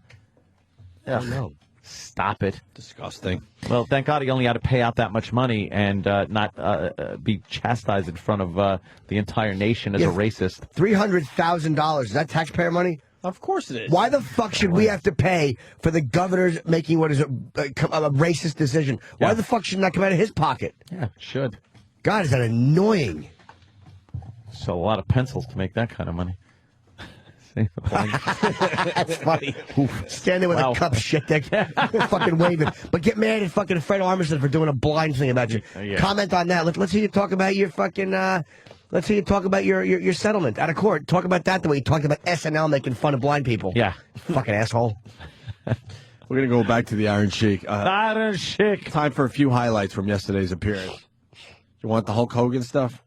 Oh, that was This is the classic. The wrestling site's picking up on all the stuff he said about Hulk Hogan on our show yesterday. Here we go. The Iron Sheik. And Kennedy McMahon said, Sheik, put him over. I know he's not your class. He's a bodybuilder. The guy used the Jews, testosterone. The Jews? He's not my class. And then I lost my belt for $1 million to that Hollywood blonde jabroni faggot, Hulk Hogan. Oh, boy. You don't like Hulk Hogan there, Iron? All right. How can I love to the man? He put the baby oil top of her daughter, boss. Oh, right. Or he have a sex with his daughter girlfriend. What kind of fucking man he is? So I left this son of a bitch. Hulk Hogan, go fuck yourself. You can't even suck my 10-inch cock. Well, 10-inch cock thing again. And then he continued. So how about his wife? His wife is... his wife, she's a gold digger. But before that, she was good lady, very nice lady. No. Now she fucks the pool boy. Oh, man. But wait, let's get back to you. She's a fucking gold digger. I wish I can fuck that bitch because she needed 10, 11 cock to fuck her fucking bitch pussy. Oh, and he wasn't done. That pencil gigging leak, pencil dick leak, if he was not from Hulk Hogan, if he was not from our Chic, and still you be in the gay bar bouncer. He's kind of Hollywood and soft. Don't you think, Hogan? He's not like a real wrestler. He's a Hollywood kind of soft guy. He's a fucking shithead. He's a drug addict. He put the testosterone in his butt. That body's artificial. I'm 67 years old. What? I can kick his butt right now, even I'm handicapped. We got Dr. Steve on the line here. We're talking about the swine flu. Dr. Steve, how are you, sir? Hey, guys. Hi, Steve. Follow the Iron Chic. Yes. I'm sorry about that. Bad timing on our part. A little incontinence going on there with the Iron Chic. So let's get the facts out there. The swine flu. Yeah. The ABCs. What are we worried about here? Well, okay. This is one of those viruses that pigs have all the time. It's actually what's called endemic in the pig population. And Iraq flu. The pig farmers have a vaccine for it, but we don't. And so this is a virus that has jumped from them, from the swine population to the human population. We've never been exposed to it before. The flu vaccine that was out this year won't cover for this. So, even if you've had the flu vaccine, you would be susceptible to it. Now, the reason everybody got scared about it is because in Mexico they had 1,600 cases and 103 people died. But the thing is that we have to remember, and that's about a 6%, lethal rate. The thing that we have to remember is that's Mexico, and they may have had way more cases than actually got reported. A lot of people could have had mild disease, and if it was, if it was really 16,000 people that had the virus, and only 1,600 got reported, then the lethal rate is a lot less. Right. Does that make sense? Yes, yeah, of course. Sure. And plus, it's Mexico. They could have died of other things. Could have been a guy on the way to the doctor. It's just weird that it's not been as severe up here. And that one kid that passed away in Texas actually was visiting from Mexico. Yeah, yeah. Oh, really? So, yeah, it wasn't even one of your regular old Americans there. Well, but, I mean, but it's just it's still a mystery why it seemed to be so much more severe there. But of course, we've only had 109 cases in the United States as of yesterday at 10:30. So we'll see today. Now, what we're looking for is a geometric progression. If you saw The Hot Zone or whatever that movie was, yes. You're looking for it to go from 30 to 60 to 120 to 240 to 480, and that would show kind of a geometric progression. Now, the day before yesterday, we only had 90 cases. Yesterday there was 109, and that so far doesn't show that kind of progression, but it's still a very few number of cases that have been reported, so it remains to be seen. And I'm hearing now that a lot of people are just kind of sitting it out, taking some over-the-counter medication for symptoms, and then just getting better. Yeah. Well, most people will do okay with influenza. The ones that are at risk are, young kids and pregnant women and old folks with chronic diseases and stuff like that. Although, if your immune system is just adjusted just wrong, it can really hit you hard even if you're young and healthy, but that's unusual. Like Robert Reed would have had a hard time with this. You're right. Yeah. Exactly. That's exactly right. Shit. Now, what was I going to say? Oh shit. Oh boy, the wheels. No, it's okay. The good thing about this virus is it is totally susceptible to the two big antiviral drugs that we have, which is Relenza and Tamiflu. Yeah. And Tamiflu is the pill. Relenza is the inhaler, where you inhale 2 little capsules twice a day. And but you got to get it early. And the symptoms, let's talk a little bit about that. The symptoms are, a fever greater than 100.5, cough, sore throat, muscle aches and pains. Might have nausea and vomiting, but usually doesn't, but could. But a fever of 105 or more? No, 100.5. 105. I don't You're have hallucinating. I have a sore throat and sniffles and a cough, but I've had it for like. Without the fever, it's unlikely that you have influenza. I'm not even worried about swine flu. I just want to know if I can get some. What should I take for this, do you think? Because I'm feeling a bit under the weather. And I have I'm singing at Carnegie Hall this weekend. You'll be fine. What should I take, Dr. Steve? You can take any of the over-the-counter stuff that. What? Never mind. Don't take anything. No, I want like a really good recommendation, a good secret recommendation. Yeah, something fun. But so it's pretty much the flu, right, Dr. Steve? That's the headline.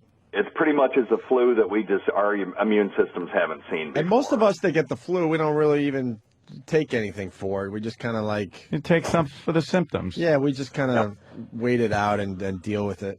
Yeah, taking ibuprofen or Tylenol for the fever, and taking, Mucinex for the cough, and Claritin or Benadryl for the stuffy nose will usually get you through. The big thing is prevention. Just wash your hands. I mean, the way you get this is someone sneezes into their hand, and then they touch a doorknob, and they're animals, filthy animal, exactly. Mucus and virus-filled hands, and then it can live on there for a couple of hours, and then you touch it, and then you stick your disgusting finger in your nose or your eye, and then that's how you get the virus. So, Is it? I went to a place like a flu ward. There's a place where there's a bunch of people with swine flu, and I jerked 3 of them off into my palm. And then rubbed it on my face. Yeah. Snort up your nose. You'll be all right. Bukkake video with them. Into my palm. Yeah, I put a little piggy nose in my hand and it all came on it. We want to film a video where we just walk around Manhattan sneezing in people's faces. And watch people panic. Yeah, in elevators and stuff. Yeah. All right, Dr. Steve, thank you so much. And thank you for your very generous birthday gift, that Triumph of Will. Wow. Wow. That is really some a powerful documentary, propaganda documentary, whatever you want to call it. Your favorite historical figure. Of course. The woman that made that movie, would she die 10 years ago or something? Yeah. She was alive for quite a while and just getting razzed for having made that movie. Yeah, it didn't help her career in the No, long it didn't. Oopsie. Well, thank you, Dr. Steve. Right. Mucho apreciado, as they say, in Swine Flu HQ. You're welcome, my friend. We are going to do about 20 minutes on this on Weird Medicine tomorrow night at 5 p.m. So. At what time? Very good. 5 p.m. 5 p.m. Dr. Steve and Weird Medicine on 202 and 197 on Sirius. You got it. All right, bye, Steve. Thank you. All right. Thank you, Doc. We go back to the Iron Sheik because we got 2 brand new Iron Sheik things to play today. Oh. I guess we all want to rehear him talking about his 10-inch cock, right? His non-existent penis. Yeah, here it is. The Iron Sheik and his 10-inch cock from yesterday's great interview. All right, show E-Rock the 10-inch cock, Iron Sheik. He's a Hulk Hogan fan, too, for real. Is it really want to show him? Yeah. Yes. Yeah. You don't mind? Yes or no? I don't care. Go ahead. What the hell? We're just a bunch of guys. Really? You want to show Thursday. him? But maybe next time, if it's okay. Maybe next time. No. Next time. We gotta leave something to the imagination. E-Rock, get over there and take a look at the 10-inch cock. I don't think the Sheik is lying. Wait a second. Wait, your other guy, Iron Sheik, wants you to show E-Rock the 10-inch Is there a cock. light over there? I can't even see. If you said okay, I'll show you. Oh, Otherwise, shit. show the cock. Show the cock! Show the cock! Show the cock! Push this back. Look at that Tony Montana shirt he's got on. Oh, he's going to show me E-Rock the 10-inch cock. He's unzipping his Come on, E-Rock. You want to see that cock? Holy shit. Where is it? E-Rock, he's shaking He's shaking the balls. That day was. What a set of balls on the sheet. That was all balls. Jimmy, what was that? I didn't. It was all balls. It was all balls. It was like an acorn. What happened to the got 10-inch nuts. cock? What happened to his 10-inch cock? It was non-existent. Yeah. A little thummy nub resting on a giant ball bag. And then he talked about pussy. What about pussy? Oh, I get the pussy everywhere I go. All over. I get some of the finest pussy in the world. You know, I mean. Could you do a pussy promo for us? That's how he Do a curls that wrestling promo, mustache. but talk about pussy. Pussy, I'll be honest with you. If it's a good blue eyes, good blonde, I like to eat the pussy of the blue eyes and blonde. Otherwise, I fuck her ass. So if she has brown hair, you That fuck might her have ass. been the greatest quote ever. I just said. It might have been. I had a woman all over the board. Unbelievable. Well, the new stuff. Right after the appearance, Sam got him in the hall. A little backstage with O&A here. Oh, he did. With the Iron Chic, a little Oh, post-show. unheard. Yeah, this is brand new. Post-show interview from yesterday. I'm Primetime Sam Roberts, and we're going backstage with O&A. Opie and Anthony recently got a chance to talk to the Iron Chic. We found the Chic after the interview, who had just publicly shown his penis for the very first time. What do you think of E-Rock? E-Rock was the guy who wanted to see your 10-inch cock. Well, I don't never show it before. First time, he was interested to see the Iron Chic 10-inch cock. That's because I show him. You think E-Rock was probably a gay guy? I look like it to me. E-Rock may be gay, but according to the Chic, at least he's not dirty. Did he look like he was clean enough that you would put it in his ass? Absolutely. I should have put him in the camel class. Maybe he can feel that 10-inch cock, and not everybody believe he's gay. Otherwise, why you want to see the Iron Chic 10-inch cock? Thanks, Chic, and may God bless you. God bless you guys, like I said. The city never sleep. I had a great time. I hope I see you guys again soon. And also I want to say hello to all my intelligent radio station. God bless you guys and have a good day. This has been Primetime Sam Roberts. Stay tuned as Opie and Anthony will be right back. Actually, we're still here, yeah. Wow. That was good. Not bad. That is something. Fucking Chic, man. And then, what the hell was he thinking? As we go to break, a listener suggested we do the Christian Bale Iron Chic remix. Yes, I know the please. Christian Bale thing is kind of fading away, but maybe one last one. I think if anything should bring it back, it could be this? is this. All right, Derek spent some time working on this. What the fuck are you doing? Suck my 10-inch cock. Think for one fucking second. I don't give a fuck. Suck my 10-inch cock. No! No! Don't be cheap, you son of a bitch. 10-inch my cock. What don't you fucking understand? Good question. You got any fucking idea about, hey, it's fucking distracting? Good question. Give me a fucking answer. I love you. Suck my 10-inch cock. I wanna fucking kick your fucking ass. You know, shut up for a second, all right? Oh, big time. You do it one more fucking time, and I ain't walking on this set if you're still hired. Go fuck yourself. My cock is too good. Fuck's sake, man, you're amateur. Wow. That was great. That's good, man. Like you wanted to fuck him, but no, you're not going to be fucking him. No. You wanted to fuck him. Well done, Derek. Yeah, definitely. Great job, Derek. Let's say hi to Wide Open, the trucker. Wide Open, how are you, sir? Hey, what's going on, boys? What's going on, Jimmy? Hi, I'll buddy. tell you one thing. I was going down through South Carolina yesterday, and when y'all come on and said, the Iron Chic has pissed his pants, I almost pissed mine. That was a great interview. That was great yesterday, I'll tell you. Thank you. I'll tell you. I'll tell you. Thank you, Wide Open. All right, y'all have a good day up there. Jimmy, I hope you feel better, buddy. Thank you, man. I hope so, too. I'll be okay. Don't forget, Jimmy, a healthy Jimmy, will be Yes. on Letterman tonight, which is weird because he's sick, so I don't really understand how that happened. I'm on the David Letterman program. But how are you going to do it if you're sick, Jimmy? Well, it was done in the past, and I said to Dave, let's just show this one Friday. I'm not going to be feeling well. And Dave said, are you sure? Has Christian Jimmy, have y'all seen him lately? No, we don't know where Christian Jimmy's been. You know Maybe what? after the break. Yeah, we he can wasn't find him. finding too many things to say, so Christian Jimmy just kind of went away. Yeah. He might be down in Cancun trying to get everything straight. He certainly is. He's helped working with the poor. All right, boys, y'all be good. I'm heading back up toward the Tar Heel State. We'll talk to you later. All right. Peace. Wide Open, everyone. Quick break. He's wide open. Hey, we got Judah Friedlander coming in to say hi. Ooh. From 30 Rock. He's becoming a regular on the show. Judah had a funny line.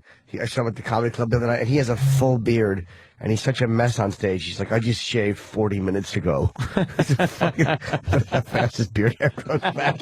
Judah's a funny dude, man. He really is. And we got Sean Stevenson? Yes. Is that how you say his name?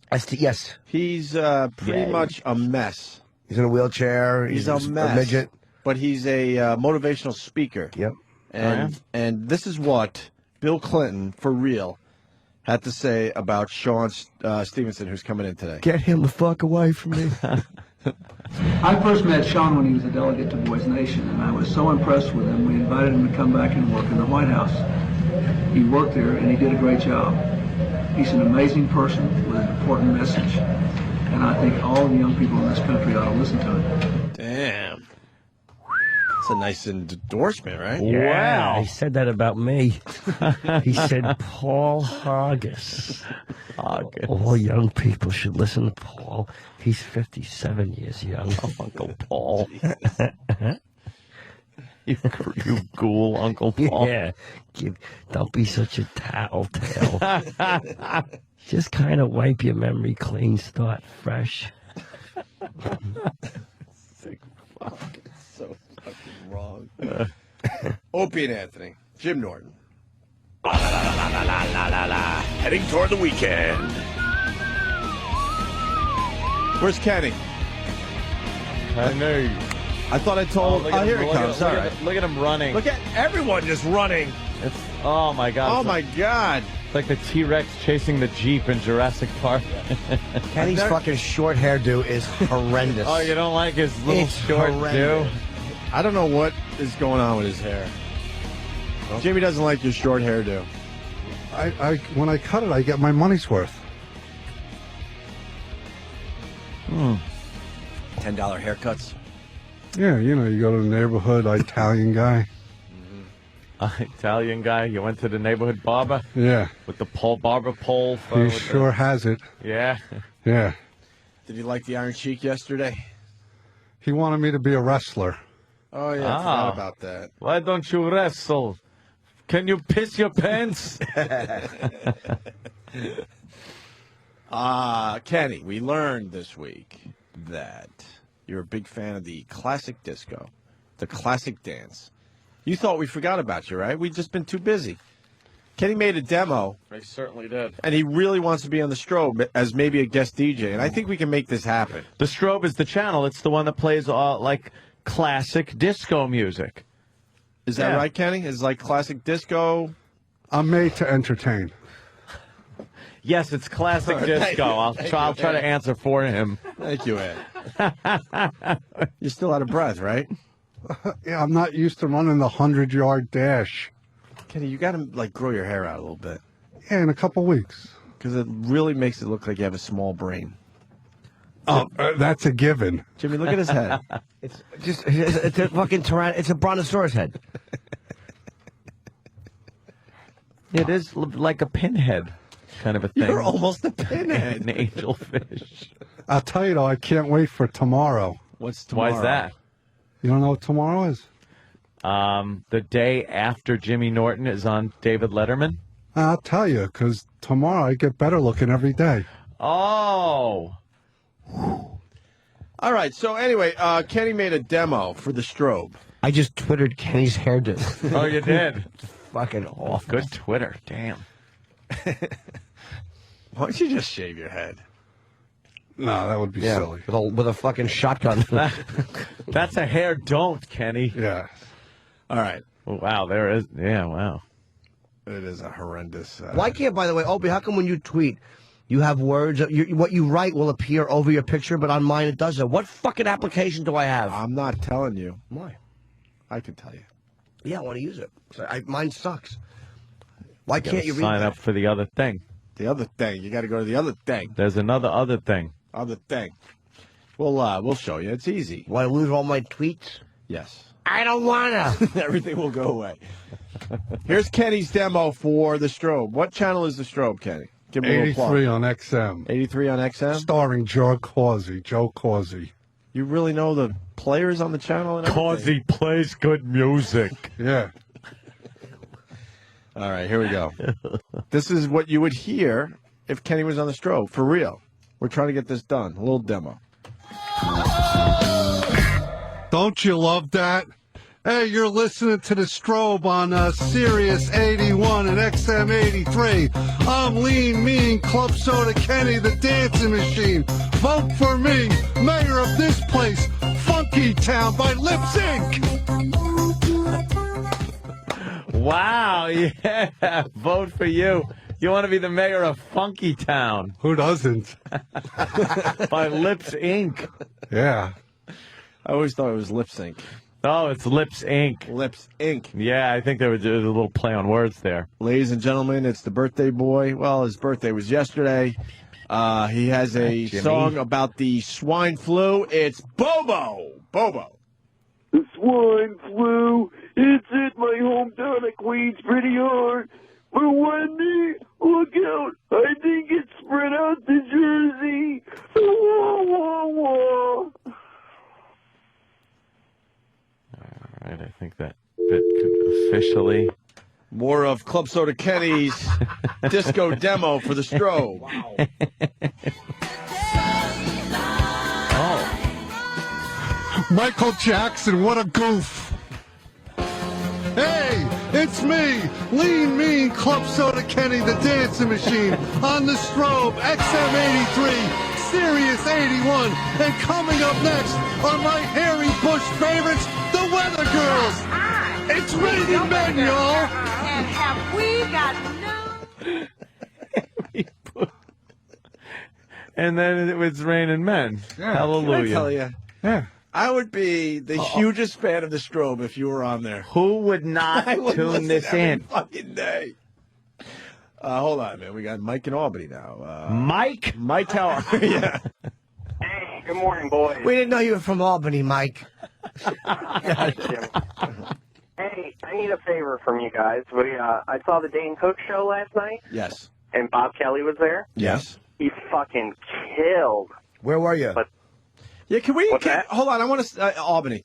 Dane Cook and Bob Kelly on tour, and we beat the shit out of Robert Kelly on the show, but I hope people understand, this guy is fucking hilarious. Yeah, He's hilarious on the show as well, but I mean, you know, his comedy's unbelievable. Yeah. Bob's a very funny guy. He's just a dummy. It's not that he's not funny.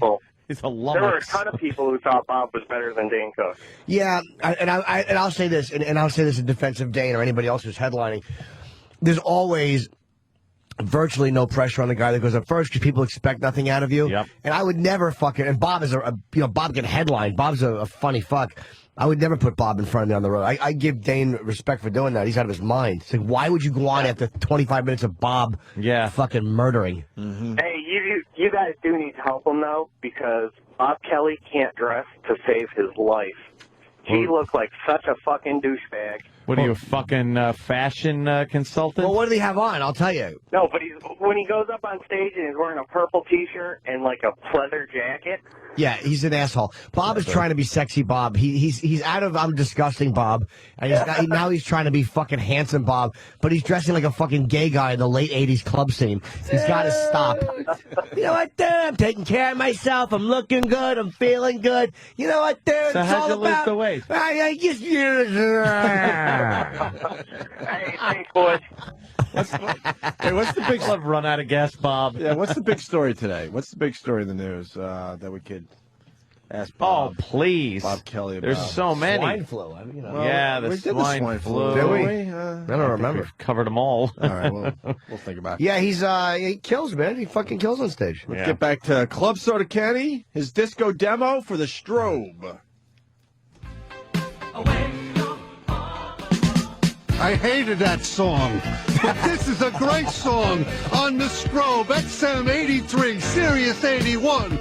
I'm Lean Mean Club Soda Kenny, the dancing machine, and we're going back to the good old days, before AIDS was invented, back when you could bang any $4 Coke whore you wanted, no matter what he looked like. It's We Are Family by Sister Sledge. I got a few more seconds to kill, so listen how terrific I am, because here's the song now. Hit the post. Yeah, going in now.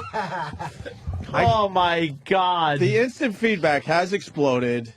Everyone's saying they would listen to Kenny. Everybody. Oh, yeah. I mean, it would get old after a week or two, but...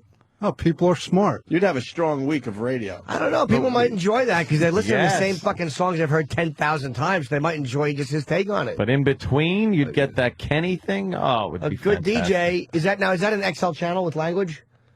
It will be. They just can't curse, that's all. Every channel should be able to curse. I got to do my thing. Well, I agree, but I mean, a lot of them want to be played in fucking stores and stuff. You're not going to Good point. compromise your My values integrity, and yeah. integrity. Yeah. For that, you do the show you do. Yeah. Well, I'm Yeah. just saying. I know. It's a point well taken. You want James. success? You want success, or you want to just languish? right. Trying to help you. Trying to help you get to the top. You're right. A good suit. It's not. It's not good enough just being cheeky and flippant. Cheeky and I love him. Here's another clip from Club Soda Kenny's disco demo for the strobe. This always brings a tear to my eye, this song that you just heard. But I'm Lean Mean, Club Soda Kenny, the dancing machine, taking you back to a time, play the music, when there were more disco balls than the ones in my pants. It's Gloria Gaynor, I Will Survive, on the strobe. More disco balls. Yeah, what time was that when there were more than 2 disco balls? That's crazy. Wow, what a wild time. Jesus, Kenny. Disco in my pants. It's the strobe, XM83, Sirius 81. I'm Lean Mean, Club Soda Kenny, the dancing machine. We're getting ready to hit the town in our favorite pair of crotch huggers. And if you run out of moose, just drop a load in your hand and slick back your hair with that. It's Staying Alive by the Bee Gees. I love how he's just stomping over the vocals. Oh, yeah. He's That gotta didn't get- matter. He had his great line. Yeah, he has to get his shit out there. About the jizz moose. Yeah. Yeah. Anybody could hit the post. Exactly. You got to be entertaining. Yeah, I'm an innovator. I'm not a follower. See, people are saying this is perfect for a GTA radio station. Actually, NDA in Boston. Oh, yeah. This is perfect That for would GTA be good. if they were still doing it that way. Speaking of more? Boston, my friend Jay Moore will What be happened? in Boston What happened? tomorrow night. What happened? At the Wilbur. The Yeah. Wilbur Theater. Bill Blumenreich is the Yeah, place. yeah, and he's in Long Island tonight, West Hampton Performing Arts Center. My brother is Yeah, going. there will be a Hughes there. Yeah, so Jay, take care of my my bro. It's done. He wanted to see you badly. 2 more from Kenny's disco demo for the strobe. I love Diana Ross. I really love her. I'm Lean Mean, Club Soda Kenny, the dancing machine, here on the strobe, Sirius 81, XM83. For all you rope wranglers out there, here's the Militant Evil with Macho Man. Wow.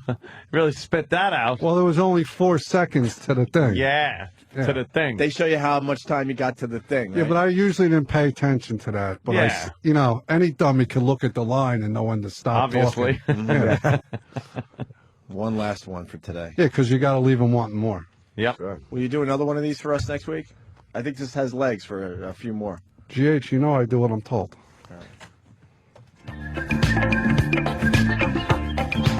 I could care less about the song you just heard, but this song is terrific.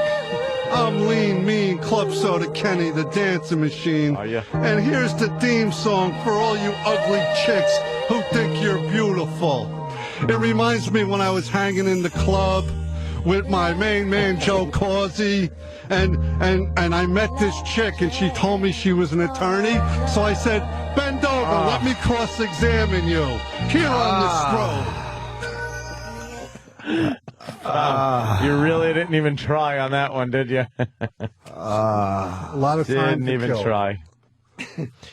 All right, write some new material over the weekend and do another one of these. And I want a new name. I think we got to hone this. He should have a few different. I want a new name, everyone. Instead of Lean Mean Club Soda Kenny, I want a new name. I kind of like the dancing machine all the thing. time. It could be. Yeah, I just want new names. All right. You should reinvent yourself every time. Okay. Yeah. Well, let's go to the phones and get some feedback for you, Kenny. Seymour from Florida. Yeah, it's Kenny, the lean, mean dancing machine. All right, we got it. Punching out. All right. Andrew, what did you think of Kenny? What's up, guys? I think we found the new Broadway Bill Lee and Joe Corsi right there in the studio. Who's Broadway Bill? Do you know, Kenny? Yeah, he's another one of them. All right. Another one of them. Yeah, thank you, mister. No problem, Ken. Have a nice day. And then Bird in Philly writes, beware, GH is going to charge a handling fee for the boogie. I mean, you could take requests and talk to people. Oh, yeah. Oh, yeah. Yeah, you know how personable I am. You do all right. I'm socially inept. You do all right. All right. I think he's right. You're going to do another one of these next week. Okay. All right. Thank you.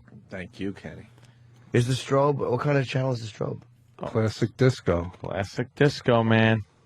That's what you want to hear. Yeah. A lot of Donna Summer. Yeah.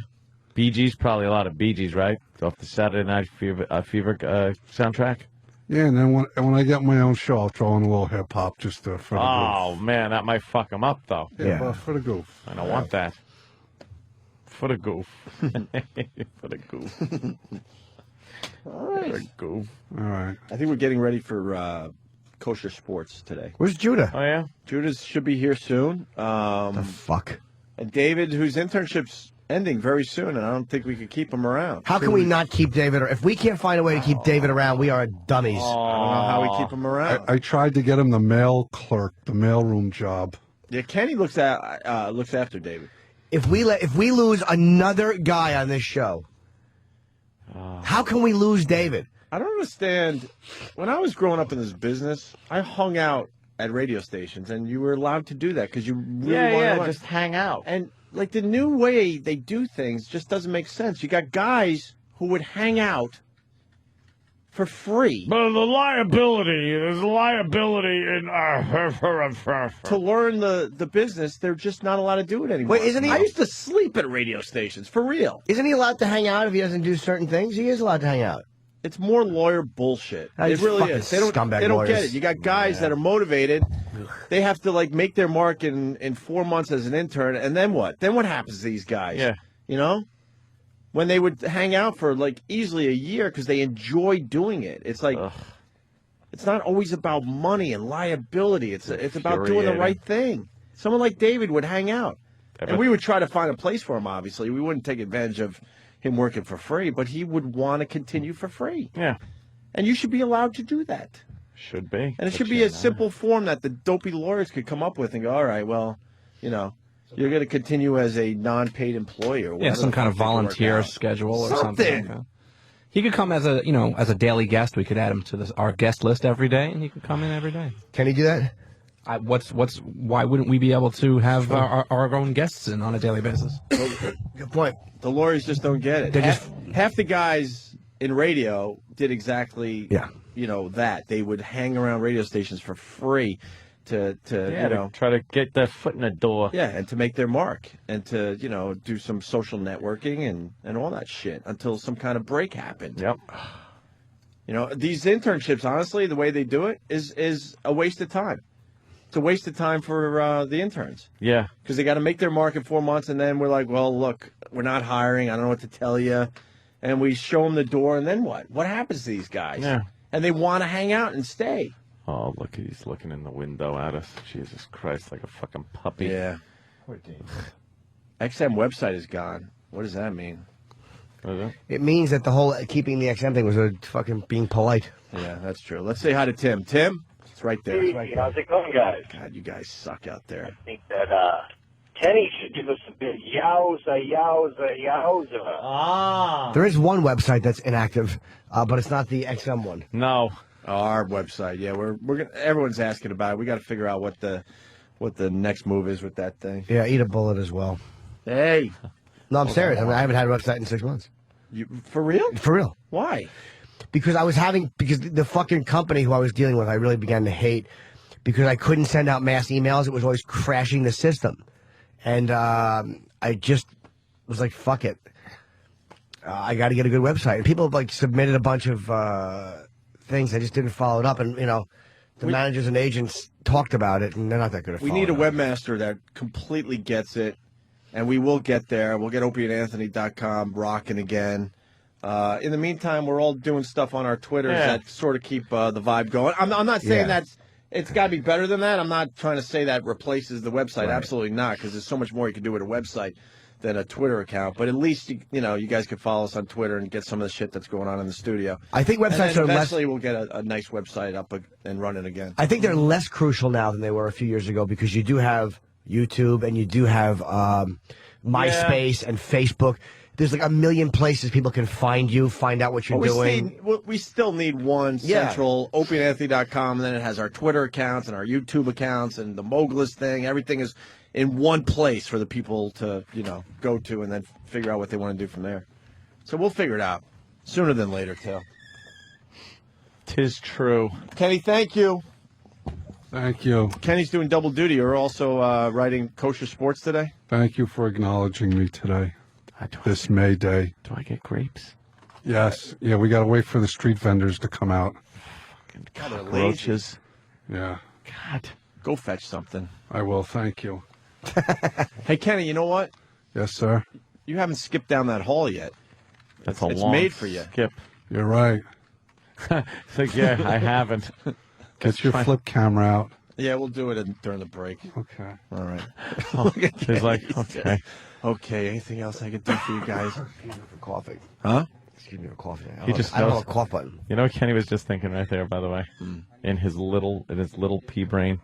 He's thinking, there are cameras all over that hallway, and I'm trying to show them I'm credible as a security guy. Yeah, so they let me have a job. Dude, that's another thing. Now there's I know. There's over bitching, and then there's like stuff that needs to be said. Like, Kenny is an amazing security guard. The best. The best of the best. He's like a superhero. Right. But he's a superhero. But he's also really Super-zero. He's also really good in his own way on the radio show. Yes. But for some reason, You're not allowed to mix that. they don't really want him doing both.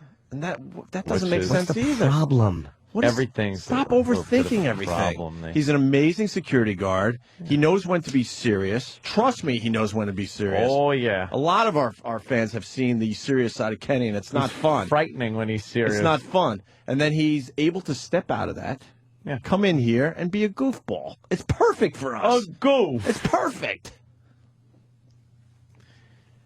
Everyone relax and let us do our thing. And trust me, you will have a very popular show to sell. An extremely popular show. Don't overthink things. The lawyers got to leave us alone. Yep. Let us just do what we know what to do. Because we know. We're us. No. Right. All right, why don't we go to a break here? I'm going to play the fabulous Moolah story from yesterday. Moolah.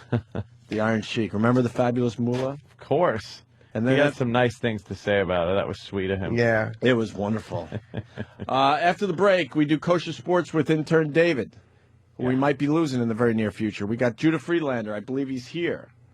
And we have the motivational speaker, Sean Stevenson, coming in studio today. He's a mess in a wheelchair, but it just doesn't matter because he's a very inspirational guy. Yes. Is that what he does? Yeah. Good for him. After you hear him, you're not going to be like boo-hoo, boo-hoo. No? About yourself. No. Oh, good. Look what the guy's been able to do with what God gave him. We'll see. I don't know. We'll see. Are we going to be tough critics? Yes, we are. Don't expect special treatment because you're 1 foot 2 inches tall and you come in rolling around here. Let's get to it. How many pages is this book? He wrote a book called Get Off Your Butt, but he spelled it B-U-T. So it's called How to End Self-Sabotage and Stand Up for Yourself. Oh, I get it. Get off your butt. Like, yeah. Oh, you want to do that? Yeah, but. Oh, I get it. Because he really kind of can't. Yeah. But I still want to read it. I mean, I don't want to read it, but I'll peruse it. I don't get the motivational speaker thing. Why? Like, can't you just come up with the shit in your own head? Yeah, I mean... Like, you go like, I think everybody knows, like, yeah, I should do this. I should do that. What, you need someone to kind of push you? I think so. Yeah. It makes you at least think about it. If you like something, you'll do it. True. Well, you can ask him that very question when he comes in. I will. Don't worry, we'll keep it fun. Sounds like some kind of convention we're about to go into. Yeah, fuck it. We'll make it fun. Boy, the Red Sox got a shellacking yesterday. Kosher Sports next. Oh. But first, the Iron Sheik talking about Moolah, the fabulous Moolah. Hey, Iron Sheik, would you rather fuck Eric in the ass or the fabulous Moolah? Both of them doesn't worth the shit. No. Moolah. God bless him. I don't talk behind the Moolah. She didn't like my smoke in the car. I smoke Greg the Hammer, myself.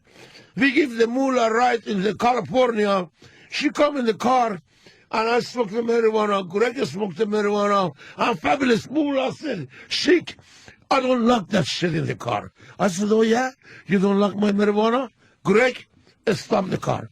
Get the fuck out of the car. So, after that, I tell her, keep your fucking mouth shut or take a hitchhike to the show. So, and then... She was an old lady. Exactly.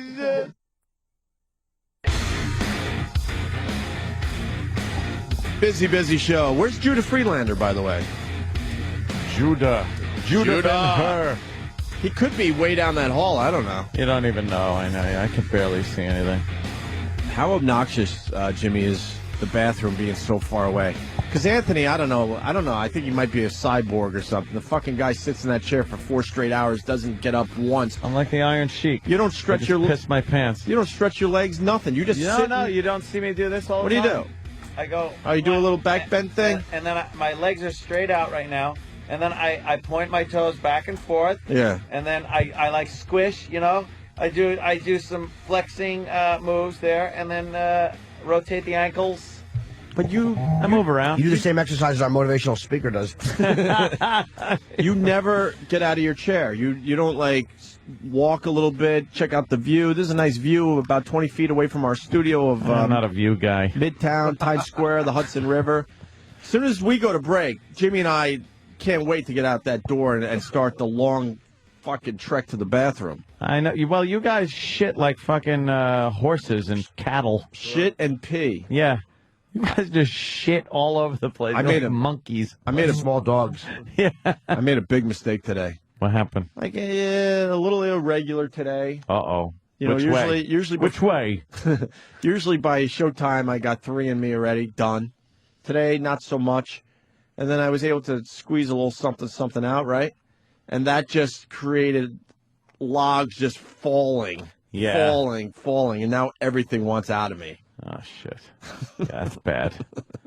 That's a bad one. You don't like this talk, do you? No, I don't mind it. It's kind of like the logs for all you Pacific Northwesters. You know, you see the logs in the river, but then all of a sudden there's a little jam. A log jam. And you just see the logs just piling up and not going anywhere. But then you get rid of that jam, and next thing you know, everything starts flowing and wants to go downriver fast. I've learned to just not rush things. Like if I feel, because there have been times I'm like, I think I got to take into. I think so. Let me go in there and give it a try. It's nothing but trouble. You got to wait until you're like, I got to take a shit. When you know. Yeah, then everything comes out nice. Mm-hmm. There's no pushing and grunting. Could we see a picture of your logs? No. Never? No, I'm not a photograph my log kind of guy. I show, Jimmy shows, Danny shows. He doesn't want to see the cum at the tips of them. Yeah. Why even fucking push and strain, man? What I do is I actually just wait till I have to go. I just shit my pants and it goes right into the washer. It's so much easier. Just shit in like stew in your washing machine. I look like fucking Davy about to fling the giant sling full of duty. Fucking just shit my pants and wash it. Hey, the boys came up with a good pickup today, unless it was either you or Jimmy that came up with it. But we're going old school, doing a little English office to prepare ourselves for the motivational speaker that's coming in at 9 o'clock. Oh, is that fantastic? I love We that were just episode. watching it last weekend. That is my favorite episode of the English office. Get out. Get out. They're just sitting there. Like, look, man. Yeah? Leave us alone. Yeah? He's got the awful fucking tucked-in T-shirt. Tucked-in T-shirt. The backwards hat. And he throws the hat right into her face. What a fool. It's fantastic. Get out. Get out. And there goes Danny. It was such a bad emotional... It was supposed to have an impact, like, whoa, Yeah, it was yeah. such a dud. No, people just looking at him like, what? Like he thought they were going to be scared, like, all right, maybe I should get out. What's he mean? What does he mean by this? He's being so weird and yeah. Get out. Well, sorry. Reaping the rewards. There's David Brent. He's successful, yeah. He's reaping the rewards, yeah.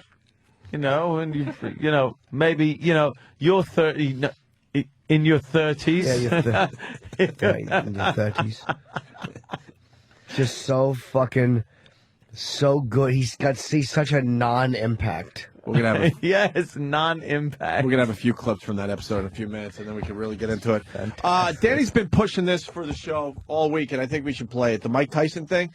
It might be a little old now, but a little bit, yeah. Mike Tyson clears up the Chris Brown Rihanna situation. Yeah, he just goes on and rambles on about the whole Chris, and then he likens it to his own situations, which he's had in the past. What rape and punching a bitch. All right. Let's hear Mike Tyson's take on this whole thing. I have to, ask what runs through your head when you see someone like Chris Brown, this whole recent thing, Chris Brown. You know what I say about that? It's none of my business, but know what I say about that? I understand the situation. I understand passionate, passion with young kids. I understand, know what I think, my personal opinion, about he's just a baby. He's just a little baby that don't know how to handle his emotions when it comes to a woman. And he probably hear this and be like, I know how to handle my emotions. We all think we do. But the fact that, we look at this person and we might be crazily in love with him. We don't know how to handle those feelings. Most people who are 40 don't know how to handle that feeling of passion. They kill their wives because they're thinking they're sick, but I don't want nobody else to have her. I don't want nobody to have that feeling that I possess of her. I don't want to get that feeling. It's just something that either this way, Before in life, you were taught, this is my wife. Society teaches us we die and kill for our wives and our kids. And nowadays we live, now you're a fly guy, you're a cool guy when you got that mentality, like they play this like this pit mentality. I don't care about her, you know what I mean? Now that makes you cool, you know what I mean? If you can control your feelings, not the kid, not to let a woman invade your mind, then you're a cool man. You have to be hard like that to say, I don't care about no woman. Women don't mean nothing to me. I got a bunch of women. Women come dime a dozen. That makes you cool now in this society. But still in all, you can't abuse them. You know what I mean? It's just really sick that what we do. He's 100% right. He really is. He made complete and perfect sense. Yeah. I was expecting something way different from that, but he actually knows exactly what the fuck was going on in that situation. I think the older, more mature Mike Tyson has a little wisdom from his youth. He's picked up on some of that shit. He understands because he was the guy punching his fucking wife in the face. Sure. He gets to that. Oh, really? Oh. So if we stop here, Mike Tyson looks really good and smart. He looks intelligent. Kinda, yeah.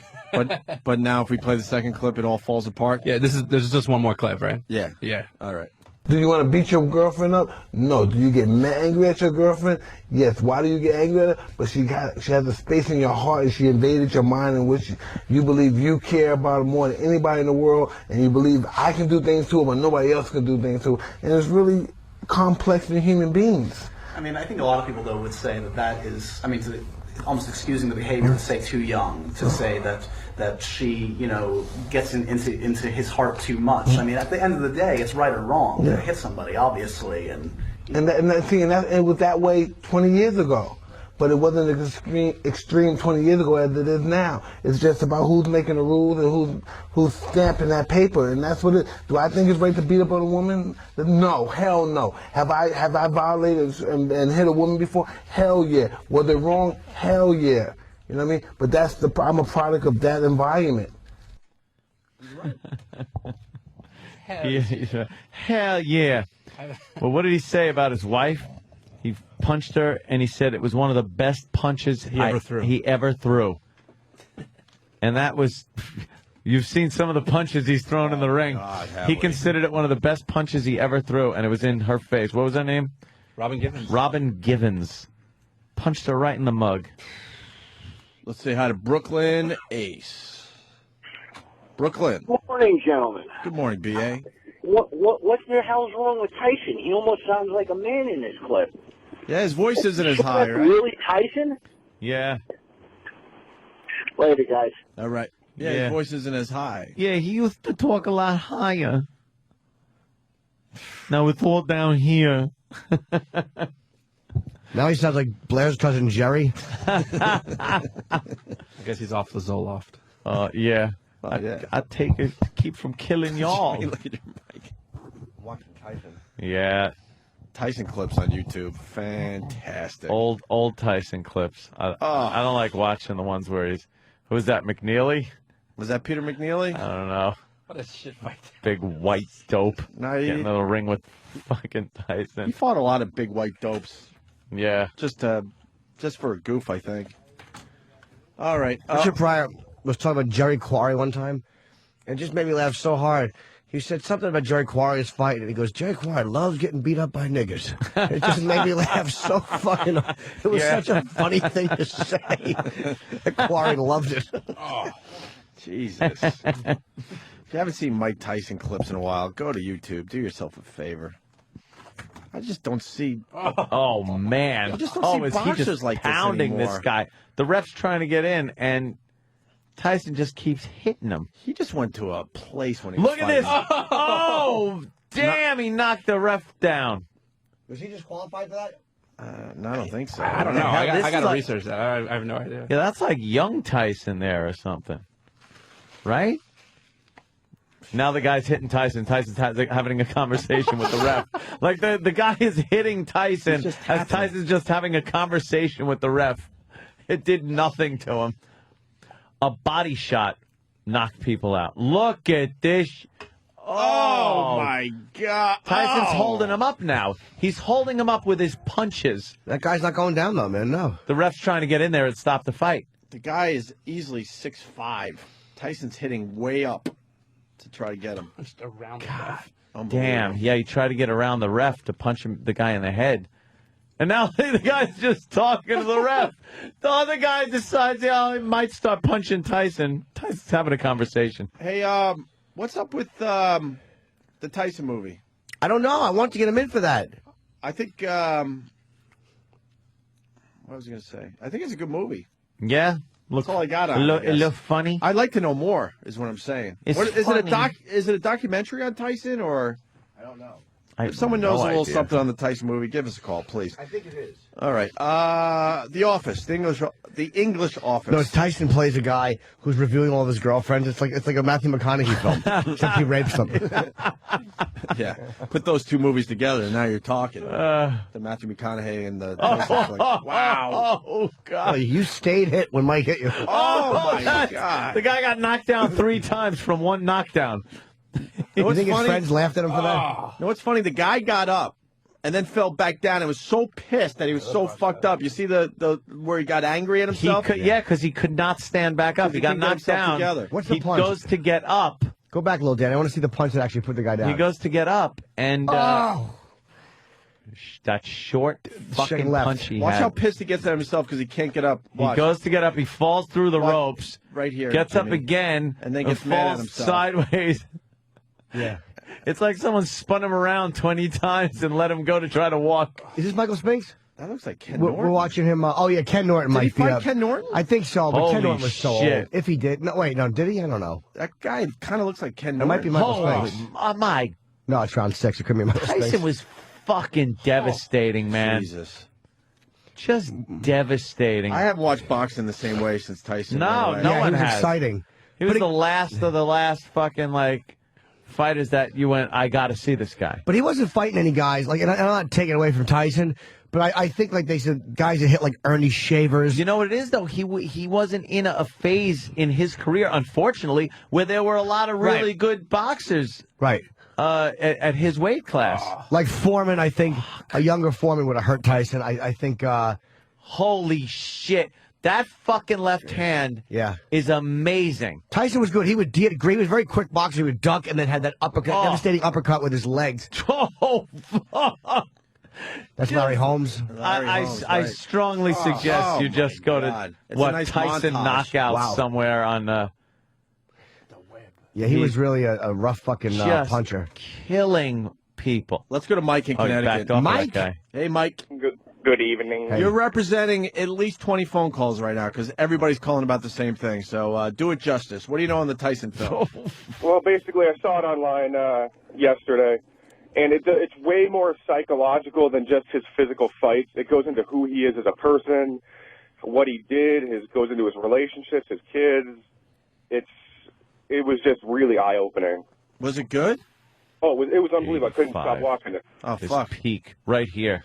Yeah, when Tyson was young. Fucking five. Look at that. You didn't even see that punch. That motherfucker's on the ground. Yeah, Tyson had a fucking. He was a squat, but people said he was a much better boxer than he got credit for. Like he's a faster puncher. Dude, he's picking his shots on that guy. Like here, you stand there. I'm just gonna punch you in the face. You know what? He wasn't that much past his prime when he lost to Buster. He wasn't that much past his prime. That's why you think like that was more of a psychological thing, I think. Yeah, when he lost Holyfield, to Buster Douglas. There's certain guys Tyson just couldn't. He could probably never beat Holyfield because of Holyfield's boxing style. Yeah, I think Tyson was great, but historically, a lot of guys would have beat the shit out of him. You really think so? Ali, I don't know. Ali, Wow, was, look at this fucking Ali beat monster. Sonny Liston. Foreman. He absolutely would have beat him. You think Ali could take a punch that Tyson threw? Oh my God! I know he could. I know Ali was able to take a punch. Dude, he fought Ken Norton with a broken jaw. And he fought Foreman, who had an evil fucking Yeah, he took fucking like 5 or 6 rounds of Foreman pounding him. You're right. Yeah. You're right. People And would Frazier. try to hold on. People would actually try to clinch onto Tyson, and he just punched them in the face. Yeah. Like, fuck that. You ain't holding on to me, motherfucker. Ali would have frustrated him. He would have held him. Ali just would have kept grabbing him and then jabbing him on the way out. Ali was an infuriating fighter. Something tells me this guy ain't standing up for much No, he longer. couldn't be. There it goes. Wow. Whenever you're on a Tyson YouTube clip, you have about 10 seconds left on camera. Yeah, that's it. There's never going to be a long period of Here's your time. 10 seconds of notoriety, asshole. Find the Michael Spinks win. That's the best thing. It was a championship fight when Tyson was wanting to become the champion, and it was 90 seconds. Why isn't Tyson doing interviews for this movie? Maybe he's only doing TV. I don't know. God damn it. I would love to have Tyson in here. I think he was offered to us once. Never. No way. We never would have said no. Who would say no to Mike Tyson? Or they asked us, would you like Tyson? Oh, We well, said yes. probably in the same breath as, you know. I remember that some kind of Tyson I think we were pitched the conversation director, went down. and we might have passed on the director. I'm not, he just tried to pick up my wife, you know. But he didn't know she was your... Before I was married. He's a major womanizer. Scumbag, actually. Fucking hate the dude. Oh, yeah, here's the Tyson Spinks.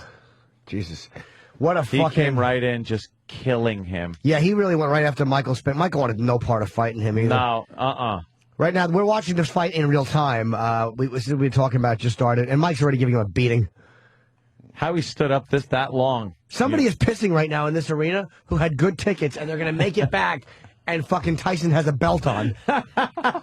Yeah. Someone's getting a hot dog. When you said someone's pissing, I thought you meant Michael Spinks. 'Cause No. You see it on his face like, what the fuck did I get myself into? He just wants to have the dignity of going into round 2. I thought you saw the Iron Sheik in the crowd. Iron Sheik is in there. Just, I have to take a piss. The pay-per-views were ridiculous after a while because you'd get them and watch the undercards maybe. They'd have this big, long bio on both guys. And then the fight was over. Tyson is just fucking pounding. He wants this belt badly. Do you think they got to Tyson, too, and said, look, you got to kind of hang in there a few rounds because Drag these out. Wow, we're losing too much he put money. him down with a body blow right there. Yeah, and Michael Spinks like, all right. Punch to the stomach knocked him down. Yeah, Spinks is like, all right, I'm still good. All right, he's I'm like, good. oh, what the fuck am I doing here? I'm good. He I got goes, a minute what 15 am I left in this doing round. here? Boom, Good flat night. on his back. One punch later, he's on his back. He looks like Richard. He looks like fucking Steve Harvey, actually, on his back. With that big mouthpiece, looks like those big Steve Harvey teeth. Yeah, Michael's attempting to get up, and he's watching his belt just go away. That's it. And he tries to get up, and he falls through the rings. through the ropes, and that was that. That was Wow, Kevin Rooney hugging him. What a day in history that was. Customato was already dead, I think. Was he? Yeah. Yeah, but after Kevin Rooney left, I think that's when Tyson screwed. Rooney? When he went completely with Don King. I think that was when he just completely lost his good training and began to go down the toilet. Let's say hi to Tom on Long Island. Tom. Hey, what's up, boys? Hi, Tom. Tom. Hi, thank you. Yeah, I heard a comparison like in the 90s. They said getting hit by Tyson was like putting a phone book against your head, like Babe Ruth take a hack at it. Ooh, that would hurt. Yeah. That's all I got, guys. Yeah, he's a fucking amazing puncher, dude. I don't think there are many people that Tyson couldn't have knocked out if he hit him right.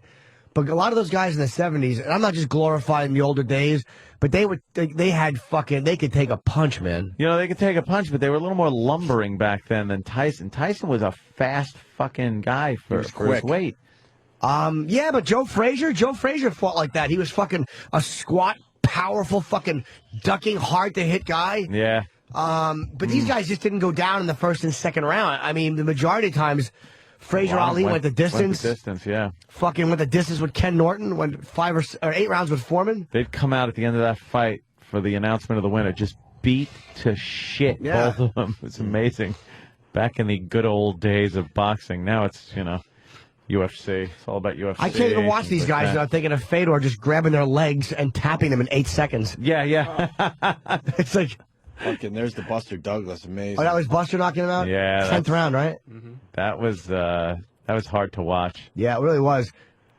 Wow. Because it was like, my God, how is fucking Mike Tyson getting knocked down? And he That's put his impossible. he put his mouthpiece in backwards when he gets up. Yeah, the place went nuts. Let's say hi to Seth on Long Tokyo. Island. Seth. Hey, how's it going, guys? What's up, buddy?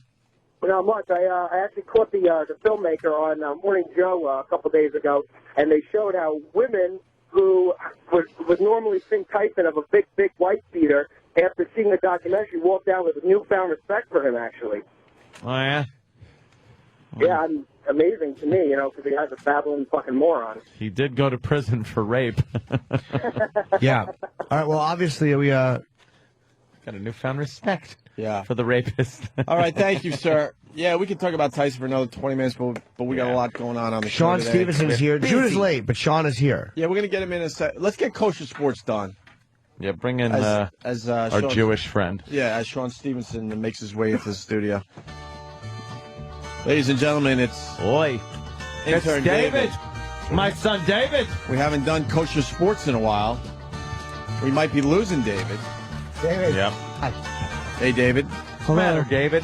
Nothing's wrong at all. No, we heard you. Whoa, we heard there's a problem. Well, yeah, what problem is What's that? wrong? Are you okay? Yeah, what problem did you hear? He hates being touched. Well, I don't touch him.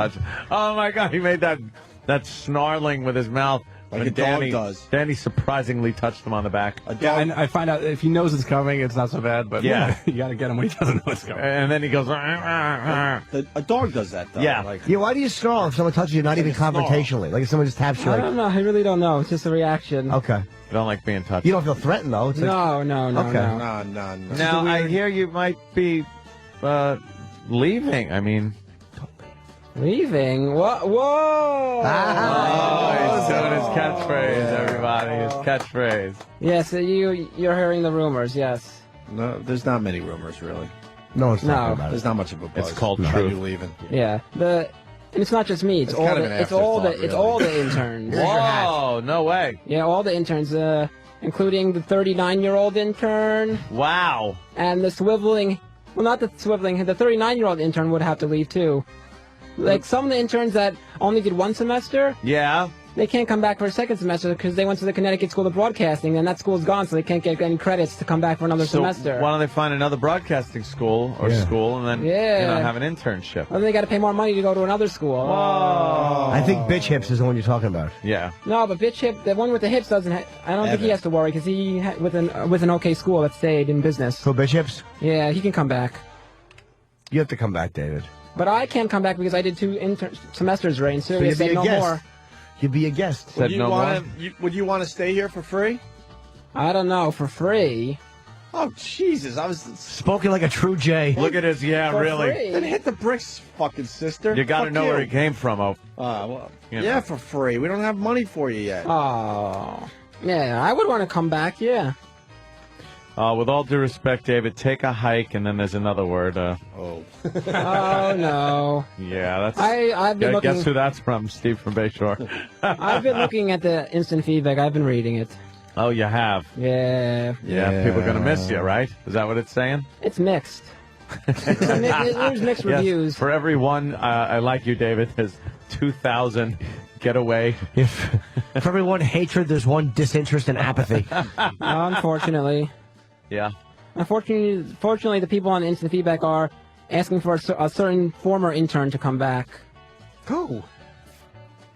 Have you guys been reading the feedback? No. They're asking for Mr. Pat Duffy to come back. We love Pat. Really? They're saying, I don't want David to come back. I want Pat Duffy to come back. Pat Duffy's still That was number Danny one. R. in Manhattan. Pat Duffy's still number one intern One of all person time said on the that, Opie and yeah. Anthony show. Yeah. Still number one of all time. That was back in the day when you could intern for as long as you wanted. That's Yeah. right. Now you can't. Way back. Way now, back. Now in only the 2 day. semesters and then you gotta go. You're out. Yeah. Why is that?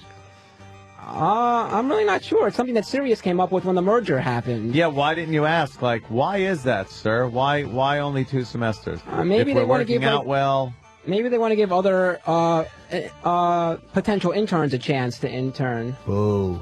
Maybe. Them. Yeah. Hope I don't get yelled at for saying that. Maybe they wanted to get rid of the interns before they get lackadaisical, and they want a new bunch in here that are going to, snap to it and maybe step and fetch it kind of a thing. Yeah, maybe. Yeah. What are you saying? They don't win at lackluster performances? Yes, lackluster. Don't give a lackluster performance, David. Well, David, if the show was going to hire you, how much money would you ask for? How much can they provide? I That's don't not know. the way you negotiate it. No. How much do you want to continue with the show? If they were going to pay me, I'd want a good yearly salary, like a good 35,000 to start off. Oh, yeah? Yeah. 30, Yes. 35 grand. Yeah, to start off, yeah, sure. That'd be enough for me to get going, yeah. Well, good luck to you. What do you make now? I don't have money right now. So you want to go from making zero money Yeah. in any capacity. You don't make any money at I have a side job? Or? Yeah, I have a part-time minimum wage Oh, job. okay. So what are you clearing? And what do you do? Oh, we talked about this before. I Did work we? at I a forgot. I work at a box office at a theater. I just sell tickets and I answer phones and customer service work. I don't remember talking to him about that. I've mentioned it a couple of times. And people joke around that I sell tickets. Oh, how much you make? A minimum wage. Minimum wage? Yeah. What's minimum wage these days? It's like $8. I make like $8. Damn. How much a week? Why can't we hire Dave for $8 an hour? $2.50 an hour. That's My good minimum God. wage. Yeah. Let's do Kosher Sports with David because we got the motivational speaker Yes. standing by. He's waiting, yeah. Not standing How by. does he look there? Yeah, he's not standing by. You're right. No, he's not. I haven't even seen him. I haven't even seen the guy yet. Well, all right, Kosher Sports with Intern David. Let's do it, David. All right. Yep. There we go. Hey. All right, ready? Yes. All right. A big Boker Tov to all my sports fans. I'm Big Dick Dave with the return of the Kosher Sports Report. Have you been following the NBA playoffs? In the Bulls-Celtics series, there have been a total of 7 overtimes so far. Oi Gavolt, the wear and tear on my TV. Get it? 7 overtimes? Yes, Oh, that's why my we God. It laugh. explains it. Yes. That's why we laugh. Yes. If you're going to laugh, that means people get it. Yep. Why would they be wear and tear, though? Because there was a long playoff series. Oh, okay. Fair enough. Yeah. Good one. Yep. All right. There is a new book coming out about A-Rod. Allegedly, from his steroid use, he has bitch tits, which are giving me a rod. He makes me proud to be a Jew, because it is also alleged that he is a cheap tipper at Hooters. Wow. Oh, really? Yeah. That's what they're saying about A-Rod, yeah. Shouldn't you have said, Yes. which is giving me a rod Yes, instead of a rod. instead of a A-Rod, rod? yes, A-Rod. See, because the joke is a rod. Yes, A-Rod. But you said a rod. I screwed up. A-Rod. I screwed up. Oh. A-Rod, yes. All right. All right, David. Yep. You know. Yep, that darn A-Rod. Language. Yep. Oh, it's satellite. Good. Yeah, it is. All right. In other sports news, the hockey playoffs are going on. Wouldn't it be funny to have a Hasidic hockey team? The way they dress is good padding and good for the cold. And I would love to see a few payasses pulled out during a fight. Oh, could you imagine that? Wouldn't it Yeah. be funny? It was probably not the operative term. Yeah. Pay us hitting the ice instead of the gloves. Yeah. Yeah, how about that? How about that? Yep, that's Yep. hockey for you. That sure is. Yep. All right. Wow, this is going well. All right. In other sports news, there's a big boxing match tomorrow night in Las Vegas. Yes, there is. Ricky Hatton, who is an Englishman, is going to be fighting Manny Pacquiao, who is a Filipino. A lot of Jews don't box, but they sure know how to take advantage of and exploit other nationalities. Get it? Jews are annoying. Is this supposed to be a bit that makes us not feel so bad about losing David? Yes, it is. Yeah, really. Yes. How many more stories you got there? One more. Attaboy, David. That was where all of them. Okay. And finally, this weekend is the Kentucky Derby. There are some interesting horses running this Sabbath. I'd like to see Mr. Hot Stuff win. He sure is sexy. You know what bothers me about horse racing? When a horse loses, how come the horse never gets the blame? Why don't they blame the little fella on the horse's back? Right? Why do they blame? Yeah, you said why don't they blame? Yeah, why do they blame? Yeah, no. Yeah. So why don't they blame them? You said the horse They doesn't get do the blame. You said the horse doesn't get the blame. No, listen, I'll read it again. All right, No, we got it. We got And finally, the Kentucky Derby We is this said weekend. No, what happened? We got it. There are some interesting horses running this. Okay. no. We got We have it. Sean Stevenson. Go ahead, man. Yeah, that's it. Yeah, when a horse And loses. it's called No, Jealous we already Fight. said we got it. You don't have to reread He's a it. motivational I'm trying to explain to speaker. Anthony because he's confused. He's got- not no, confused. You're confused. Okay, how am I confused? Because you said the horse. Why don't they blame the horse. the horse? Yes, that's what I meant to say. Yeah. But then you said, Why don't they blame the horse? They should blame. Why don't they blame the person on the back of the horse? see, you just did it again. You go, why don't they blame the horse? Why didn't they blame the horse? Why don't they blame the person on the back of the horse? Why don't they blame the Are you saying person why on the don't back they of the horse? twice? Who's getting blamed then?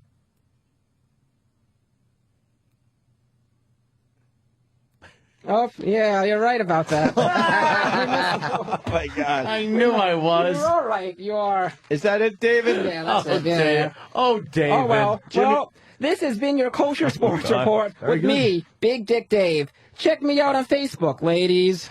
Jimmy, you might want to move out of the way. David, you did such a great job Yes. with Kosher Sports. Yes. I want to pay you now for your time. Oh, how much? Oh, God. That's better than zero. Where did you get all those pennies? Yeah, wait, you just had them in your pocket? All right. There's also other change in there too. Oh, besides pennies? Yeah. Oh, now he's interested. I don't see any. I don't see There anything are. except for pennies. I don't see. Get down on all fours and get your paycheck. I don't see it. All I see are pennies, Jimmy. All right. So point out a no. It's all pennies. You'll find them as you pick them up. Oh my God! You said you would work for minimum wage. There it is. All right, guys. Wow, that was Compelling. I'm gonna miss David when he goes. that was a dud. They're all pennies. Hey, He had one laugh in there. Oh, Yeah. The Jesus. first story was loud. All right. we're gonna get Sean Stevenson in here after the break. A quick break this time around. But Evan, the star intern of this batch. Oh, right. Yeah. Swivel That's hips. not what I said. Huh? What? Evan's the star. Okay. Why you thought you were the star? No, I thought someone else that I gave an A- to was the star. Who? 39-year-old intern. Oh yeah, Scott. I gave him an A-. So what did you give Evan? I gave him like C. Yeah, but he did a Christian Bale Iron Chic remix. Oh, let's get him in here. No, let's not. We're just playing his dumb production piece. David's getting very, very combative in his last few days. I'm upset that I'm not going to come back. All right, Oh, Evan, I'm upset. Evan Tomorrow put you'll this get a job together. in an accounting firm. Evan put this together. Accounting firm. Jesus, go. What the fuck are you doing? Good question. Give me a fucking answer. Suck my tenant's cock. I'm gonna fucking kick your fucking ass. Oh, big da. Ah, da da da da. Ah, da da da da. You're unfucking believable. I don't give a fuck. It's the second time that he doesn't give a fuck. Go fuck yourself. You do it one more fucking time. Keep your fucking mouth shut and put it in the camel clutch, break your back and fuck your ass. Makes you humble. No. Yeah. No. I'm fucking serious. That's very bad. What the fuck is it with you? I love you. Fuck's sake, man, you're amateur. Rah. Fucking ass. Madison Square Garden.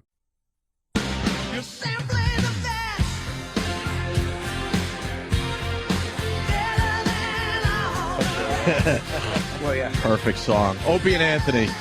Jim Norton, who's going to be on Letterman tonight. Let's not Tonight, forget about yes. that. Remember, you're the best. And in the studio, Sean Stevenson. How's it going, guys? Hey, buddy. Good man.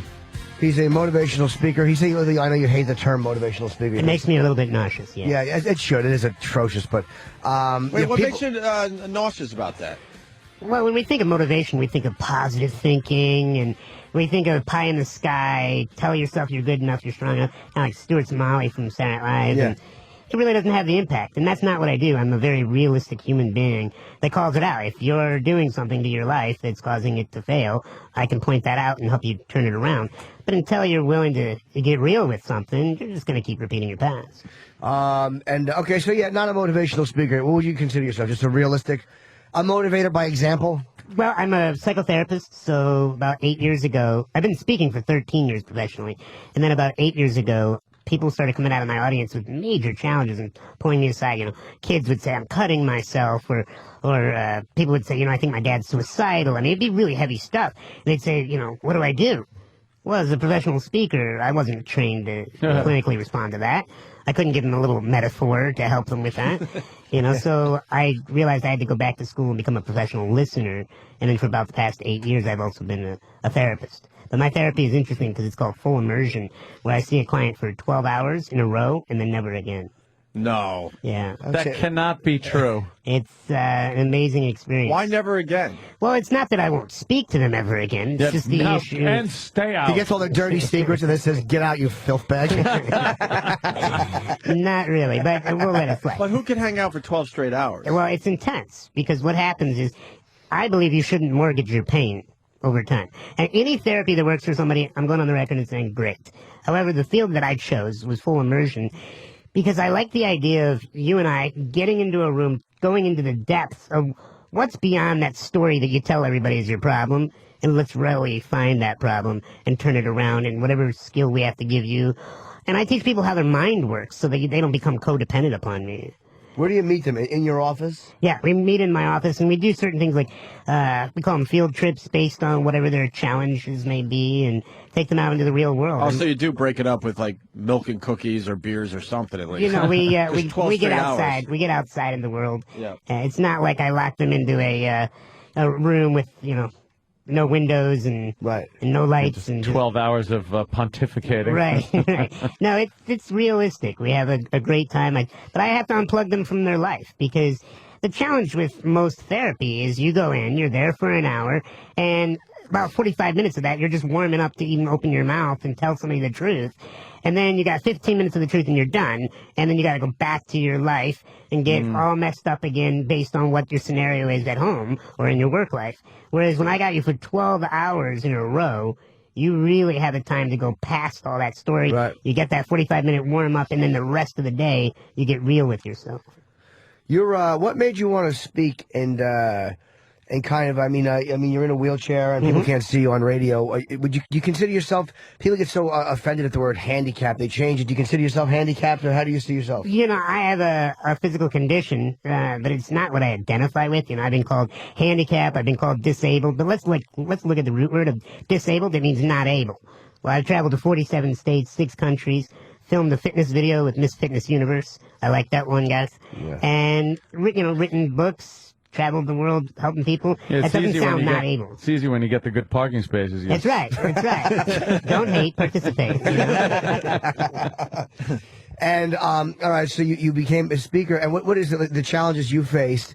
Like, obviously, what is the most annoying thing about when people see you? What is the biggest misconception about the way people treat you or talk to you?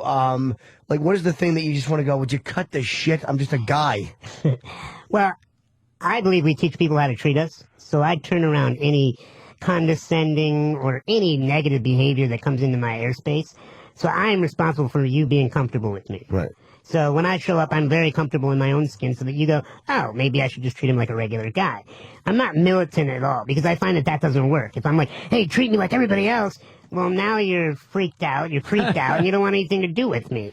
And so what I do is I just let people know that, probably the biggest misconception before somebody gets to meet me is that they're going to help me, that I'm helpless. And what they don't realize is I'm completing my PhD, I have a successful business, and I got a great dating life, and my life is fine. So how can I help But you? how did you get comfortable in your own skin? It took years. Because you have an unbelievable confidence. Just sitting here, you're a very confident human being. Thank you. And, most people, you know what I'm trying to, I don't know how Where you did this got, come from? Yeah, how did you get to this Well, point? Because most people, if they're a little short or got some dumb little thing wrong with them, they fall apart. Sure. And you had some big obstacles. Well, I got in front of the right people, so I surrounded myself with amazing mentors. First of all, I was blessed to have two great parents, something that most of us cannot say, sadly. My parents were a big part of that. They let me know that my condition did not define who I am. What is your It's called osteogenesis imperfecta, also known as brittle bones disorder. Have you guys seen the movie Unbreakable with Samuel L. Jackson? Oh, sure. Yeah. Yeah. He was portraying the character of somebody who has my condition. He's supposed to have a milder version of my condition. So with my condition, by the time it stunts the growth of the bones, and it also makes my bones fragile. So as a child, something as simple as sneezing would break a collarbone. Jeez. And by the age 18, I'd fractured over 200 times. So I have had tremendous amount of pain in my life. Yeah. So growing up, So you learned to talk, so you didn't have to fight. I don't blame you. That's why you're a great talker, because you're like, I just don't fucking throw a punch. I got it. Smart man. That's right. You got to make friends with the bigger guys. That's the Are you key. still fracturing bones No, as an adult? thank goodness I started on a diet and an exercise program that in the past 9 years I haven't fractured entirely. So we're very fortunate from that standpoint. But again, I teach in my book and I teach in my lectures that you have to be responsible for your life. That means your body, how you keep care of it. You have to be responsible for your finances, for your relationships. You can't blame other people. And growing up, I realized that if I sat in this wheelchair and I blamed everybody around me for getting a better life than I did, I was going to become more and more withered and not have an impact on this planet. So I had to take ownership in this life. And I realized that there's a lot of things that I can't do, but there's a lot more that I can do. Now, for the people out there, how tall are you and how much do you weigh? Just Well, so we got the visual. I'm 3 feet of pleasure and 45 pounds. 45 pounds. Mm-hmm. Yeah, because there are people of, average stature that just are complete screw-ups. So, I mean, you've accomplished a hell of a lot, and, I didn't graduate high school, so... Well, the definition of misery, in my opinion, is focusing on what you don't have, don't like, and don't want. And that's not where I ever spend my time. I focus on what I do have, do like, and do want. And I'm very much a visionary. I see the pictures that I want in my life to happen, and I then create a life around it that makes it happen. I recently was in Chicago. I threw out the first pitch at a Major League Baseball game, and I did it laying down on the grass. It was pouring down rain before they delayed the game, and I threw out a perfect strike, 30 feet. I practiced it for 2 months, scratched it off my list. Another thing that we put in the book that I want to do in my life is get a television show. So we have one of those coming out this fall, and go on a date with Natalie Portman. So Natalie, you know how to reach me. And just out there making the point that, especially with the first pitch, that you can either live life in the stands or you can live it down on the field. And I live down on the field in life, and when you're down on the field, everybody's watching, and they have really high expectations, and you have a big amount of responsibility. But it's a lot more fun. You get to do a lot cooler things down on the field. Let me ask you a question. This is a protocol question, a courtesy question. We don't know. Gary Coleman was in last week. We interviewed him. And we take pictures together. That's what we do because we're starstruck idiots. And no, I want to ask what is the proper way, because people in wheelchairs get pissed off at you if you don't do it right. And Gary's a short guy. Are you supposed? I just stood there with him and took the picture. Well, it all depends on how comfortable that person is in their own skin. You know, you could kneel down to me, you could stand up, you could stand on a block. It wouldn't matter to me because I knew who I am. Unfortunately, there's a lot of people who aren't as far along in their comfortability with their body, and so therefore they are that militant. Don't step down and help me. You know, sometimes you'll see people in wheelchairs and they'll be like, I can do everything on my own, and they're very angry. And that's where they are in their progression in life. And the best thing I always say is just be honest with them and say, hey, what would make you most comfortable? If I got down on your level, if I stood up normally, what would make you comfortable? And whenever they say, you do the opposite because you show them that life is tough. That's right. That's right. Give him the old Richard Whitmark. What do you find are people's in today? Like, what do you find people? Something tells me you would kick him in the shin or something. No, I'm actually the nicest guy in this entire room. You wouldn't believe it. Yeah. Okay. Yeah, they look Jimmy's like a nice sweetie guys. They're pie. awful. What do you see people? What do you see people in this day and age really kind of that need help with? That come to you and say, "Hey, this is the problem I'm having." What do you the see biggest thing most? I see is people that won't let go of their past. Really? Yeah. See, something I've always said, like, people do seem to just latch on to that and let it eat away at them. Well, here's why. Human beings are addicted to being right. Mm-hmm. Yeah. And so when they tell their... really? Really? I think you're wrong, sir. No, we are addicted to being right. Now, the question is, what are you proving right in your life? I'm proving right that I am an attractive, powerful man that's going to change this planet. Other people in my condition may prove that they're disabled, helpless, and they need everyone to feel sorry for them. It's a choice. And when people come to me, they have a story that they're repeating oftentimes in their head of why they don't have what they want. In the last chapter of the book, we talk about you have a choice. You can either live at cause and you own your life, or you can live at effect and you blame everybody.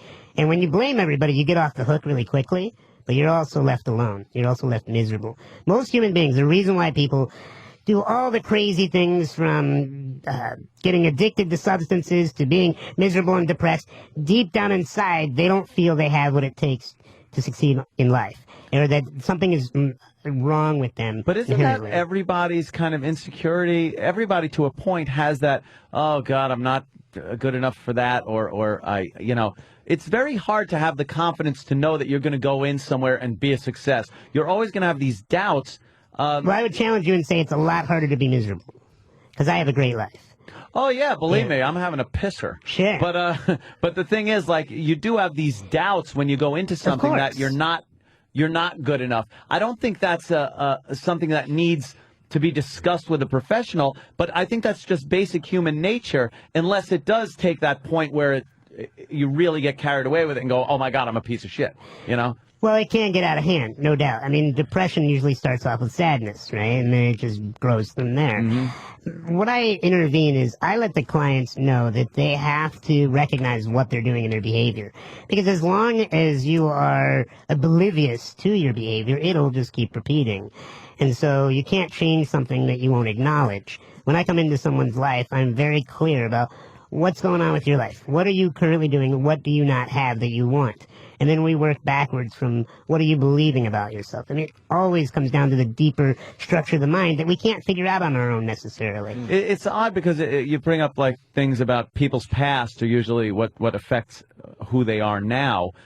In this 12 hours, how hard or easy is it to get to that point and come up with a solution? It's very difficult. If it's ingrained in somebody since they were a kid. We have to, say you take a CD, right? It's playing a song.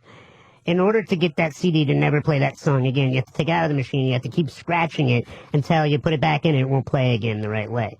If you scratch it once, it'll skip, but it'll keep playing. Scratch it twice, it'll skip a couple times. But if you keep scratching it to the point that it no longer runs, that program is done in your mind.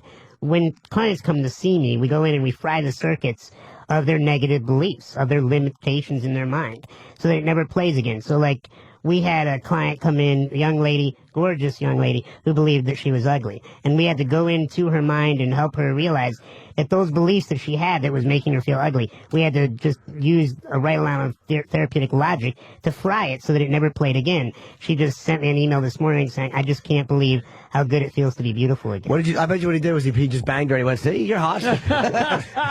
Something tells me that the licensing board would not approve. A little unethical there, Jim. Unorthodox. Dr. Jim. Unorthodox, I say, not unethical. And by the way, your therapy wouldn't be 12 hours, be 5 minutes. Is that what you're saying? Well, 30 seconds. The benefit of the 32 seconds. I've been therapy for many years and also 12-step recovery. These two, slave to the past right here. Look, I'm telling you, on my left, Anthony, adult child of alcoholic. There's a lot of issues.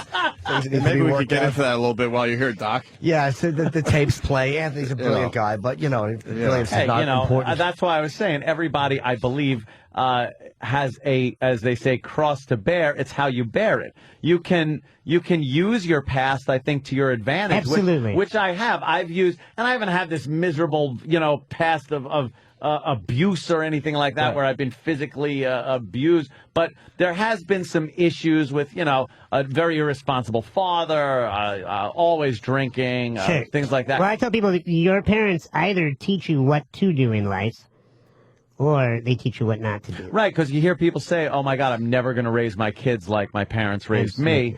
Or some people just fall right into the same cycle and do the same thing. So you could make a plus out of your negative past by, this radio show. I've done that on this show using what I've been through when I was living out in California with my dad. Like I said, very irresponsible. There's just nightmare horror stories they were horrific when I was a kid. Mm-hmm. But now, as you look back, they're just really great stories to tell, to have people go like, holy shit, what? Someone got shot in the middle of the Mojave Desert, and you saw this, and there were just these episodes that were like amazingly. One of my buddies says everything in life is either a great moment or a great story. See, that's true. And that's basically what you just said. Yeah. So but obviously there are people that can't deal with it. How do you differentiate between somebody that can and is dealing well with a negative past or isn't? Because well, here's the difference, and we talk about it in the book, is that you know that the person's dealing well with it if they're getting the results that they want out of their life. The only reason why a client would ever come see me is if they're not getting the results that they want. But I don't think anybody is completely satisfied with their lives and well, I do believe that there are a lot of people out there that are fulfilled. I being hopefully one of these people. Doesn't mean I don't want more. Of course I want more. Right. It's human nature to want to grow and have more and do more and try more things. However, it's not human nature. It's human suffering that throughout the process you don't feel good enough. Throughout the process you don't feel like you have what it takes. And what most human beings do to try to feel good is they gratify themselves. Drugs, sex, alcohol, food. They choose things that give pleasure in a split second. Now, what happens is that leaves you hungry, leaves you wanting to do it again and again, and you can never get that satiated. Whereas if you do things that are fulfilling, then a human being feels that they have a purpose. And fulfillment only comes through either growing, so working on yourself personally or in the gym or whatever physically, or contribution, giving back to others. I've never met somebody that says, Sean, I'm sitting in your office and I spend 3 days a week donating my time to a soup kitchen and then 4 more days at a women's abuse shelter, and I'm miserable. I never find that. When human beings contribute their time and their energy and their resources to the planet or to humanity, they find a sense of peace inside of them that's irreplaceable. And when human beings are miserable, they're usually making their whole life all about them. When we focus on ourselves and we just keep thinking, why don't I have this, or why am I not that, or why am I not there in life, that will lead to suffering because it's all about you. When you realize you're just one little thing in a big picture, then you can have connection with the planet. Makes some sense over there. Oh, it's ridiculous. Boy, Jesus Christ. We got Sean Stevenson in studio. Reset here. Get Off Your Butt is the name of the book. B-U-T. Yeah. How to end self-sabotage and stand up for yourself. We got questions coming in. One about Jimmy. Is that all right, Jimmy? Yeah, of course, man. Fatty Pubis. Fatty Pubis.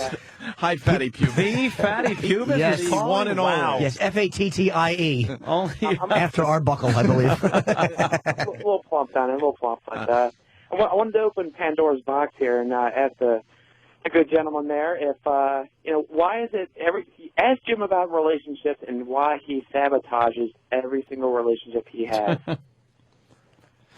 So why do you sabotage? And go. I don't know. I just tend to do it. I think part of it is, honestly, I think part of it is I like the challenge. I don't think I want the girl sometimes as much as I think I do. Sure. And once you have somebody, it's almost like I look for things outside myself to feel good about or things to fantasize about. And then once I get the girl, it's like, well, then there's my reality. I have her. So now where do I look forward to? What do I fantasize Right, that's about? because you're putting your goals outside of you as opposed to inside. You're making a human being who you're not in control of. You can only control yourself. And that's what drives me nuts is when people are like, Sean, do you change people? No, I don't change people. I'm realistic. I influence change, but at the end of the day, they're going to either take hold of it or they're not. And that's what I think separates me from a lot of the quote-unquote motivational thinking is because I tell somebody, look, at the end of this day, when you leave this office or when you leave my airspace, you're going to have choices to make. And so with your relationships, first of all, I don't know much of your background, so I'm not going to act like I do. In fact, we just met. So I'd be more curious to ask you the question of, are you happy with the way you're running your relationships? Yes and no. The one I'm in now I like because we get along very well. Part of it is, look, I mean, you quit drinking, you quit drugs. So, sex has always been, that's been number one. So I cheat. So what happens is when you cheat, you screw the relationships up. But I don't really sabotage it consciously. I just get caught. It's part of it is my greed. I'm greedy. Sure.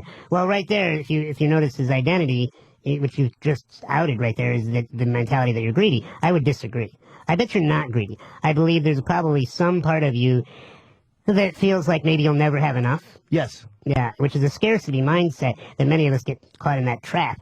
And so we try to fill it up and get distracted so we don't have to really deal with that part of us because we're ashamed of it or we're angry with it. And so when I deal with a human being, I very much don't care about the external behavior because that's just a symptom. Cheating or drinking or anything that a human being does on the outside is just a symptom of what they're trying to cover up on the inside, what they're not comfortable with. And when human beings come to work with me, I get them on the same page with themselves. You can think about it for a moment. We talked about this, I think, in the 3rd chapter, that you have 2 things going for you in life: willpower and imagination. And most people think that they just need more willpower. And that's not true. That's why people go on yo-yo diets. That's why people get into great relationships and sabotage them. That's why people make a bunch of money and then lose it all, because they think they just need more willpower. But willpower is not enough. That's just what your conscious mind can handle. Whereas you got to get to the imagination. And that's the other element we have. The imagination is that part that can lock onto your identity. I'm greedy, right? I'll never have enough. So then when you finally get to a life where you have enough, as a human being that likes to be right, you race back to the picture of, but no, I'm a greedy guy and I can't have enough. So that's when you sabotage. And it is unconscious. It is outside of your control in terms of what you're aware of. However, when you really study your mind, you realize, oh my goodness, I'm doing this to myself. Human beings, when they come to work with me, the reason why I am so confident is because I'm on the same page with myself. I talk to myself like a best friend would. Now, that's awkward. Most of us feel really uncomfortable treating ourselves like a friend because, well, insecurity sells. And it's cooler to make friends with somebody by beating yourself up. Self-deprecating humor will get you friends fast because most people are self-deprecating. If you start treating yourself with love and respect, people are uncomfortable around you. And yet, you'll continue to get a better quality of life, and they'll keep pointing fingers at you and saying all these nasty things sometimes. And you can't let that bother you. I also find it's a fear too of normalcy, like a fear of it's almost mediocrity. Or settling, like becoming an adult. Like once you're in a relationship and you're happy in a relationship, that kind of constitutes marriage or the end game, as opposed to like, well, I still have a destination. You feel like you don't have a destination, or I feel like I don't have a destination when I'm in a happy relationship. It's almost like, okay, this is it. I'm now an adult. It's real. As opposed to like someday I'll do that. Someday I kind of like. But there's a part of you that sounds like that likes the excitement and the drama and the change, the uncertainty, the adrenaline rush that comes from, oh, I just screwed up. What's going to happen next? But Jimmy, why is that bad? It's bad when I sabotage a good thing. Like when I throw out a good thing. But I mean, if it led to marriage, and then can't that be cool? And can't that continue to grow as a person? And sure, the addicted part. It's the addicted part, the sex addicted part. I mean, I'm aware of what it is. I mean, it's really you wanting to feel good again. And that's what addiction is I got to get back to that neutral space where I feel good in the moment. Now, it's fleeting when you go outside of you. With women, with food, with drugs, with alcohol. It's fleeting. But when you do it with contribution and personally growing, that can't be taken from you. That can't be replaced.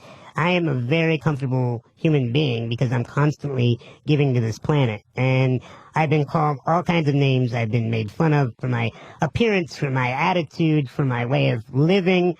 And yet, at the end of the day, I know that all those comments aren't about me. It's about them. And I don't say that militantly. I just know that when a human being is secure with me, they feel comfortable around me. When a human being is not, that's when they feel the need to attack. And you have no problem getting women, right? So I would say I have an easy time getting women. You have an easy time? Well, in terms that's like an amazing statement for the average Joe. Sure. Because you've studied women for what? About 30 years from birth. No, I would say I've been... professionally, you've been studying women for 5 or 6 years, yeah, exactly. Right? And I find that women are not attracted to a tall, dark, and handsome man. That's a misnomer. They're attracted to the feelings that they get when they're around a tall, dark, and handsome man. If you can evoke those feelings in a 3-foot-tall body that's 45 pounds and in a wheelchair, they all of a sudden start falling in love with you. And I know, because it's happened, and I've had relationships with women that most men would just love to even get to go on a date with. And I say that as humbly as I can, it's that a woman is attracted to a man who owns his reality, who is very confident in the space that he enters, and who's very playful and can make her laugh. So if you bring confidence and a sense of humor to the table, you've got a woman's attention, no matter how hot or how high of the status change she is. I have half of that. Like, I'm funny and I'll make them laugh, but then the confidence goes when I'm fledgling with a half an erection and making excuses and they're playing with my nipples and it's not working again and again and again. So I really did not need that visual. I give him 50%. My yogurt's coming up from breakfast now. Thank you. No, it's true. When you're just the funny guy, then you're the clown. Yeah. And if you're just the confident guy, then you're the serious dude who can't ever just relax. And it takes, when women ask me, they're like, okay, so what does it take to attract a man, right? Because you guys probably have like 4 or 5 women listeners on the planet. And I would say to them, damn, your moms, right, or something. I would tell them that a man is attracted to a woman who is adventurous and compassionate. Think about it, guys. When a woman is adventurous, that gives you the idea that she's going to be playful in bed, she's going to make a great partner traveling the world with you, doing big things. And compassionate tells you, even if you don't want to have kids, that she could be a good mother. If she's compassionate, you know that on a bad day when you're exhausted and you're drained, she'll be there for you. And so men want a woman who is adventurous and compassionate. Women want a man who's confident and funny. And you bring those things together and you have sexual attraction. Damn. That does make sense. It does. Are you married? Nope. In a relationship? No, well, there's a girl that I'm pursuing. And I just told her recently, I said, you just really need to wake up to the fact that you're in love with me. And she's like, I might have some feelings, so I like a good chase. And we've known each other for a couple of years. Who knows if that will ever pan out. I mean, I'm extremely busy with the book that just came out, the television show that will come out soon, traveling, speaking, doing the therapy. So I'm in this state of mind where I realize that I don't need women to be happy anymore, which is what I thought I needed, to have that beautiful woman on my arm. When I would come to a party, I'd feel good about myself. And then I realized that that's fleeting. That's going outside of myself to feel good. And now once I'm so passionate about getting this message out through the books and the television show, I'm very fulfilled. So when the right girl comes along, it'll just happen naturally. So this girl that you like, how do you know her? Is it a professional way, or does somebody you just know from living around her? She's a friend of a friend. Okay. We got Blind Dave on the line. He wants to say hi to Sean. Blind Dave. How you doing? Hi. Buddy. As far as the quick fix therapy, I feel this guy is using his handicap to mask his dishonesty. And with the quick fix, I revert to the Simpsons episode of Be Like the Boy. And when people ask me about my situation, and I say it could always be worse, this is a perfect example. Thank you. Why do you think he's masking dishonesty? I think he just wanted to make his statement. I don't think he stayed on. No, he hung up, actually. Right. That's Blind Dave? Yeah, Blind Dave. Yeah, but I don't know why he thinks that you're masking dishonesty. I think Sean's actually a pretty fucking straight shooter. I don't think he's dishonest. Blind Dave's a little negative Nelly. You gotta also remember, guys, my biggest people that are against me oftentimes are the disabled, because I don't believe that I am, and that makes them uncomfortable. You think he was jealous just because he was talking into the earpiece and listening in the mouth part? I don't know if he was jealous. In fact, I hope that he has peace in his life, and I hope he finds it. And if bashing me helps him feel a little bit better today, then God bless him. It's not going to stop my... I'm sure he'd send you an email, but, well, we know. Yeah. He's a little rough to type. Sean, going with that, though, what do you wish you could do that you can't? When I was younger, I had a lot more. I wish I could do this, I wish I could do that. Now I realize that I have everything either that I want right now in my life, where I'm headed in that direction.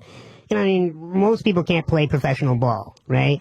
Most people can't be in the Olympics. There's a lot of things that most people can't do that they would maybe like to do.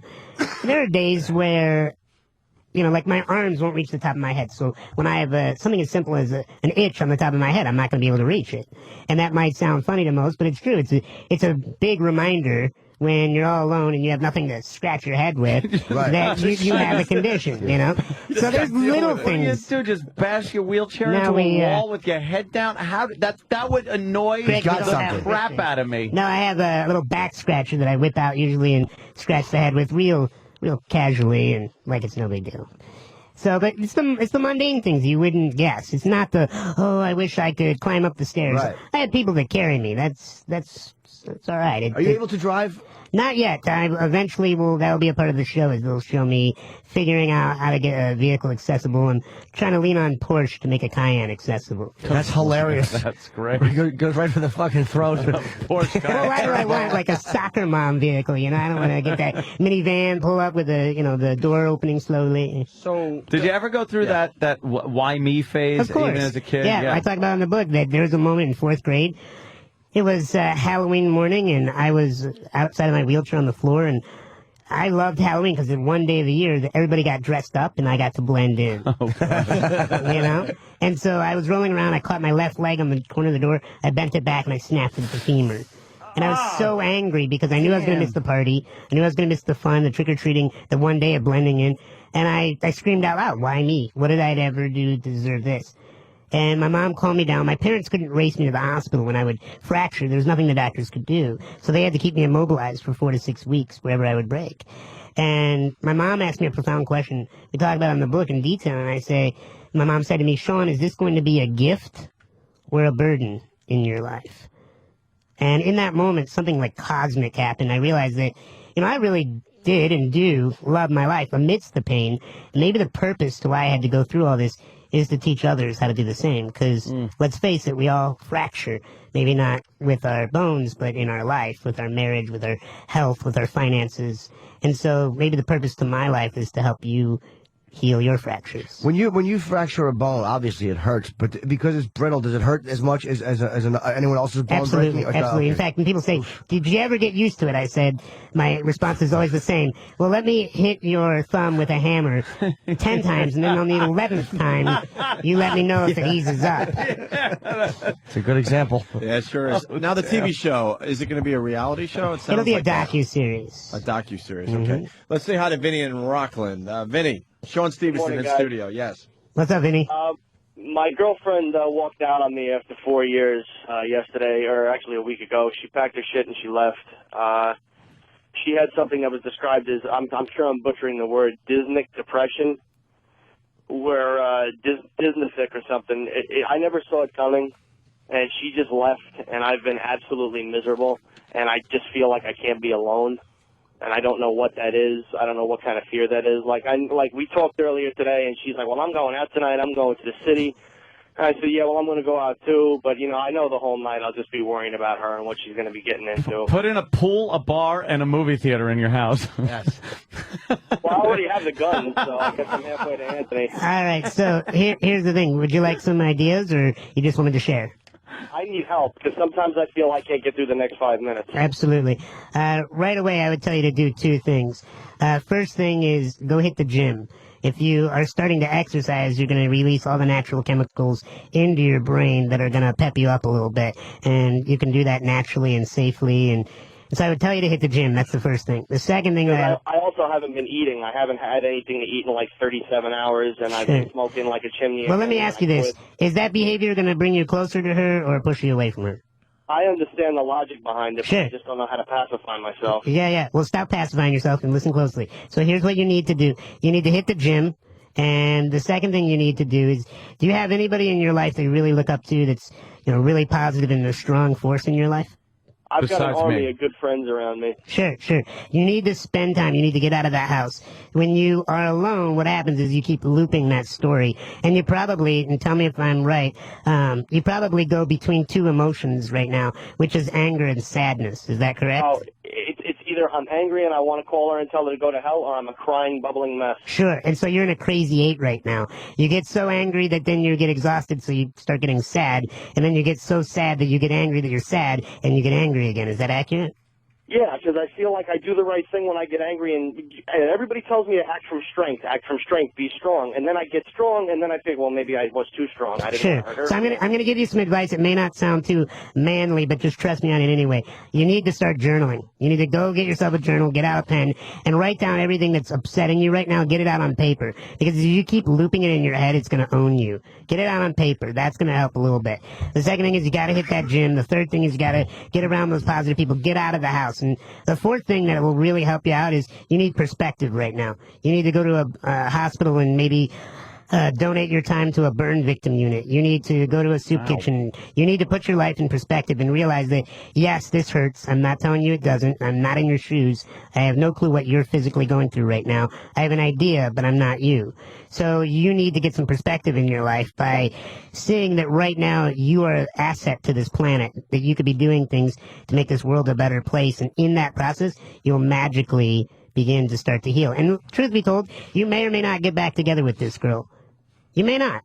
And I want you to start to see that you are becoming the man that's going to attract the kind of woman that's not going to walk out on you. And you're also going to attract the kind of behavior that's going to make a woman not want to walk out on you.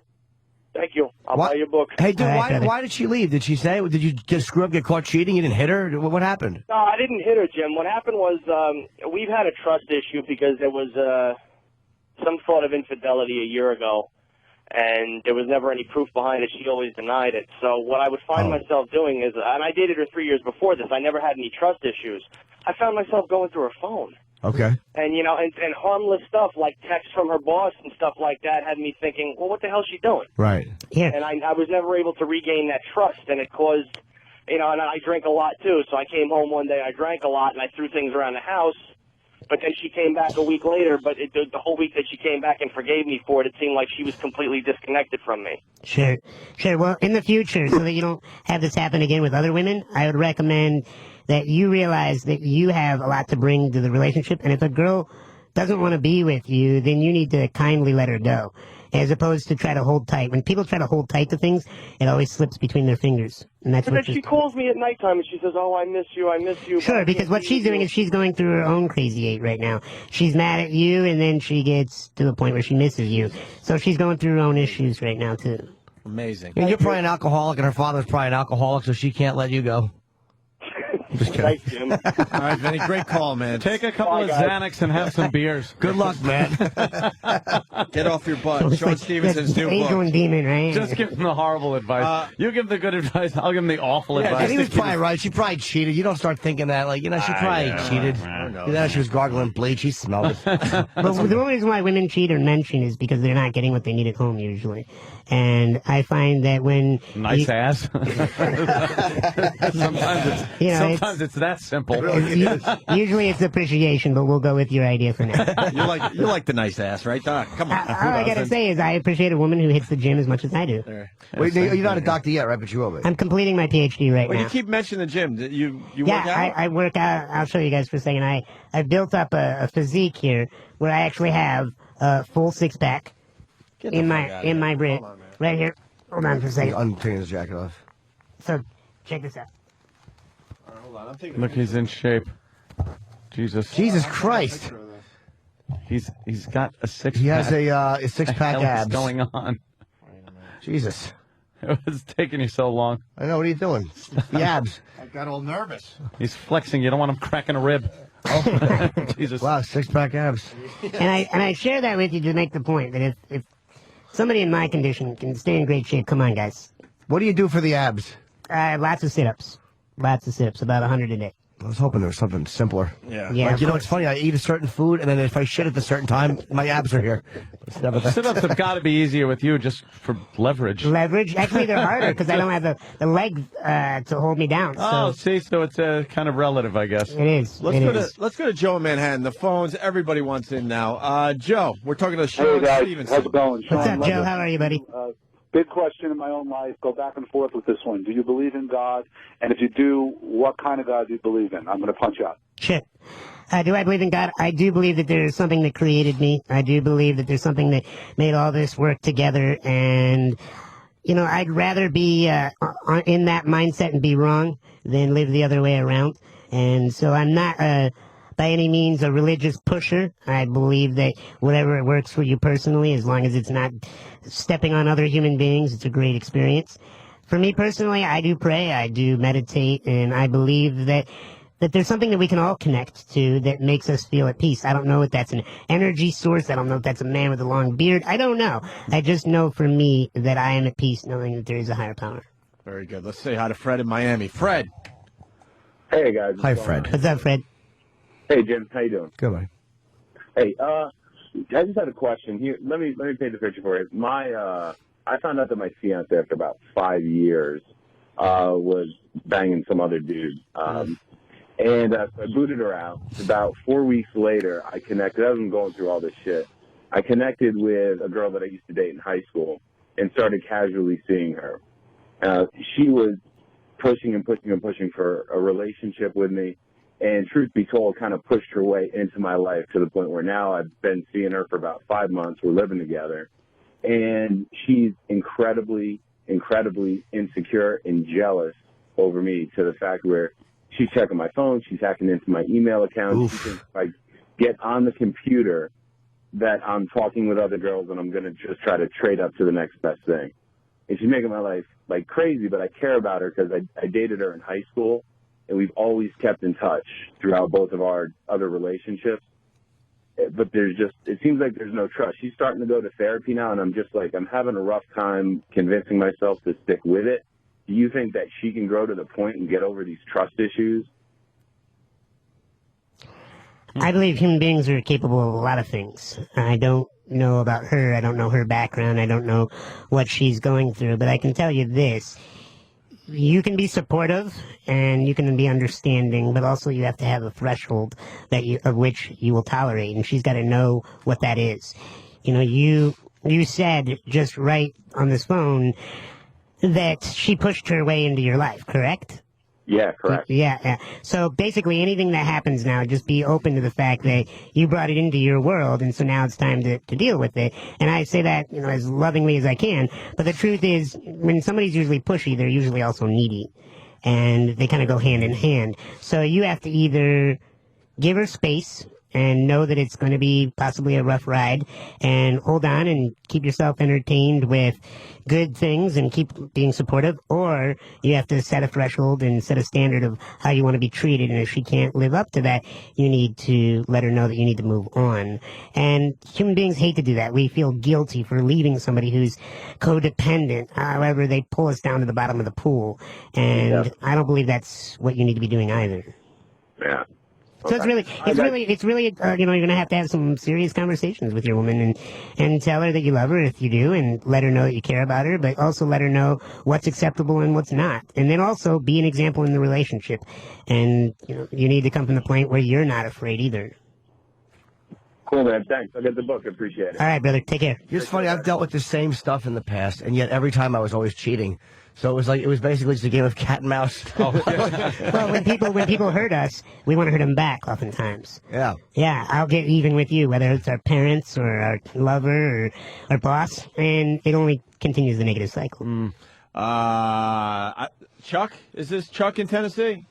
Yeah, good evening. Hi, Chuck. Hey, Chuck. I wanted to ask about weight loss and keeping weight off. I always had a problem with going up and down in weight a lot. Sure. And I was just wondering what he thought about as far as therapy goes with helping your weight loss and keeping your weight off if you've had a problem going up and down your whole life. And I don't mean 15, 20 pounds. I mean, I can go up 100 and then lose 100 and really work hard at it.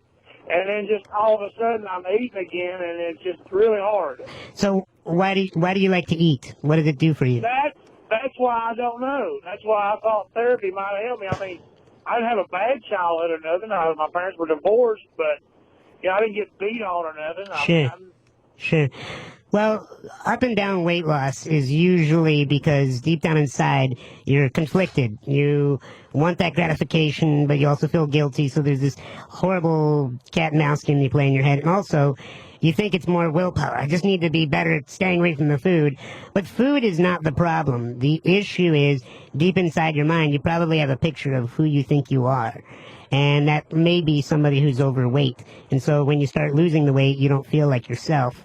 And so then you start eating again. And human beings love to be right, even if it's something negative that they're right about. And that's why we continue negative cycles. We have to get you on the same page. Do I think that therapy could help? Yeah, I do. I think you need to find the right therapist that you connect with and that really understands the big picture and is not going to just go after it from a diet standpoint. Because if you just take it from the external world, you're going to lose the weight. You're going to walk out. You're going to be like, thanks. And then something's going to happen in your life. And you're going to go, well, you know what? I don't feel like myself. and you're going to go back to gaining that weight. So you got to get that identity that you are a person that's in shape and that's healthy, and you got to use other means like exercise and meditation or prayer, whatever it is for you that's positive in replacement of that food, because food is just an outlet you're using, and you may have a body that gains weight faster than some, and that's the, as you said earlier, the cross that you have to bear. And I would just recommend that you find the right person that really gets the big picture as a therapist, and get a copy of the book. See if it can help you. Let me know. Drop me an email. There's an email in the back of the book. And what's the name of the book? The book is called Get Off Your Butt, B-U-T. So I would be in shape, but I would be better in my marriage, but, and I just find that once a human being gets off their butt, their life gets amazing. There's a forward in here, too, by Anthony Robbins, who's, look. Thank you. You bet. Thank you, buddy. All right, Chuck. He's, look, the guy, we've goofed on Anthony Robbins, but you know what? He does speaking engagements in front of like 8,000 people. I mean, everywhere he goes. He sells out. Everywhere that bastard goes, there's a mobbed arena to see him. He's doing something right. And you're friends with Neil Strauss, right? Mm-hmm. We had him in recently. He's a pretty cool author. Absolutely. Author. Yeah, I was trying to get, when I was in L.A., my manager knows Neil well. Mm-hmm. And I was trying to bang this girl who worked for, she was a penthouse, like, softcore girl. Uh-huh. And I was like, I read the game, and I was like, I want to neg her, I want to get, and I was so close to getting her, but I just gave away that I was in love with her too fast. I wanted to talk to Neil so bad, because I know he could have got me in her pants. That's kind of a sidetrack. Sean, you hit a nerve with our listeners. The phones, I don't know, I don't even know where to go. Maybe you could help me out here. Has a compulsion with prostitutes. That's Jim N. in the studio with you. A guy that doesn't want to fall into old traps. My wife is possessive. Any of these you want to... Let's take the wife is possessive for 300. All right. Ray in Nevada. What's up, Ray? Hey, how's it going? Can call me. All right, we get it. Ray? Yeah, I've been with my wife for about a year, and I managed to get her pregnant right off. Good boy. Managed, was that your goal, or? No, it was not. Okay. It was not. And, 26 years old. She's 26 years old. Uh-huh. And she had the top of her head kicked off by a horse when she was about 3. But that's not the point I'm trying to get to. The point is she's absolutely batshit crazy about everything in our relationship, constantly nagging. She's possessive, checks my wallet all the time. You know, she thinks there's another woman. You know, do I keep pursuing the relationship with her and raise my daughter that I had with her? Or do I ditch her? You know, I don't know what to do.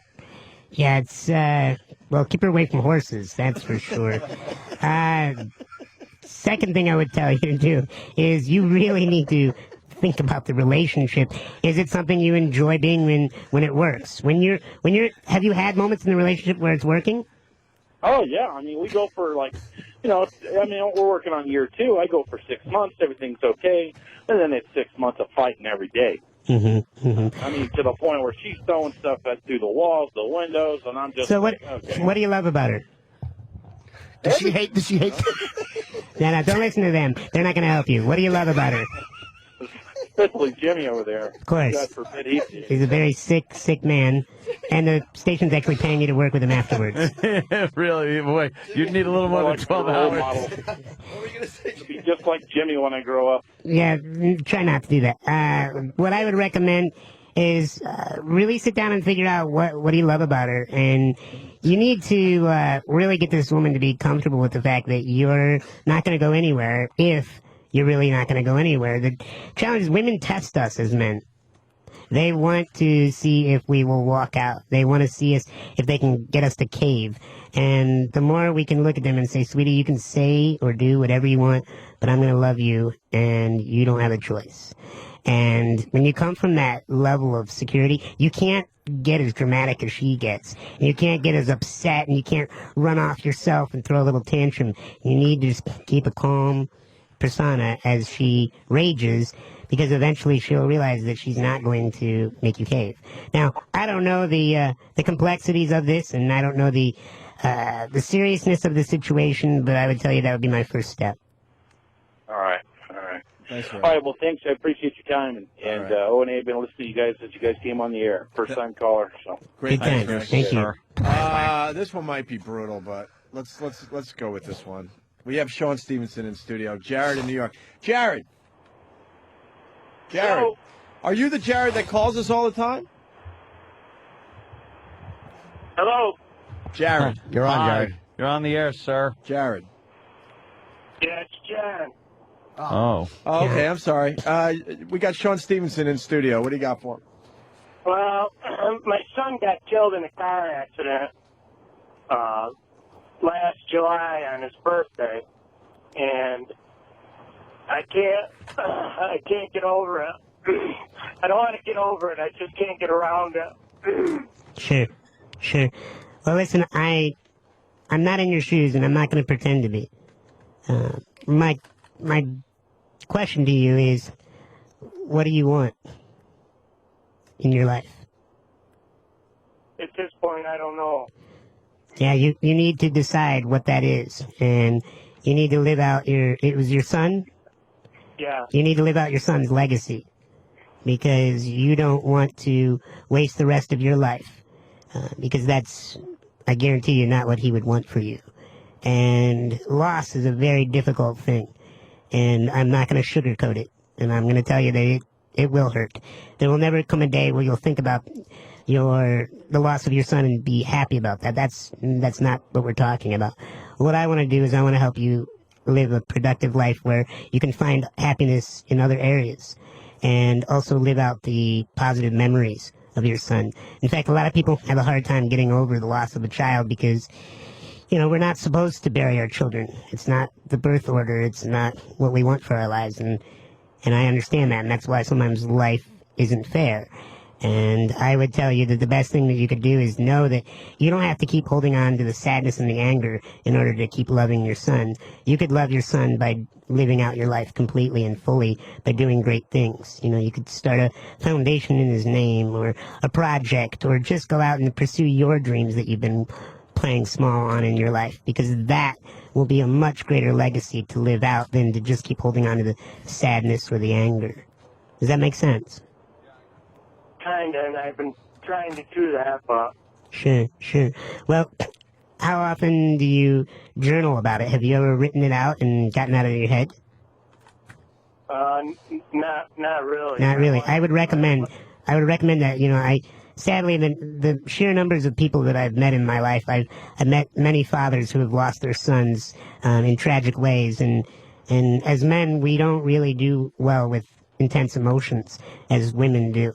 And therefore, I would tell you to journal. It's not the end all. I'm not saying the journal will bring your son back, but it will bring back the parts of your son that you love and that you can get close to again. Because I promise you, someday, somehow, your energy will align with your son again, and this is just a blink of an eye in all of the universe, and it will all be back together again.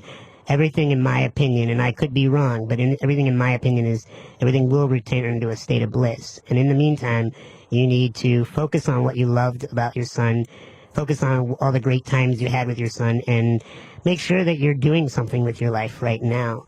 If you keep looping that thought of how unfair it is that you lost your son, you will be miserable, sir. And I wish I had another statement, but it's the truth.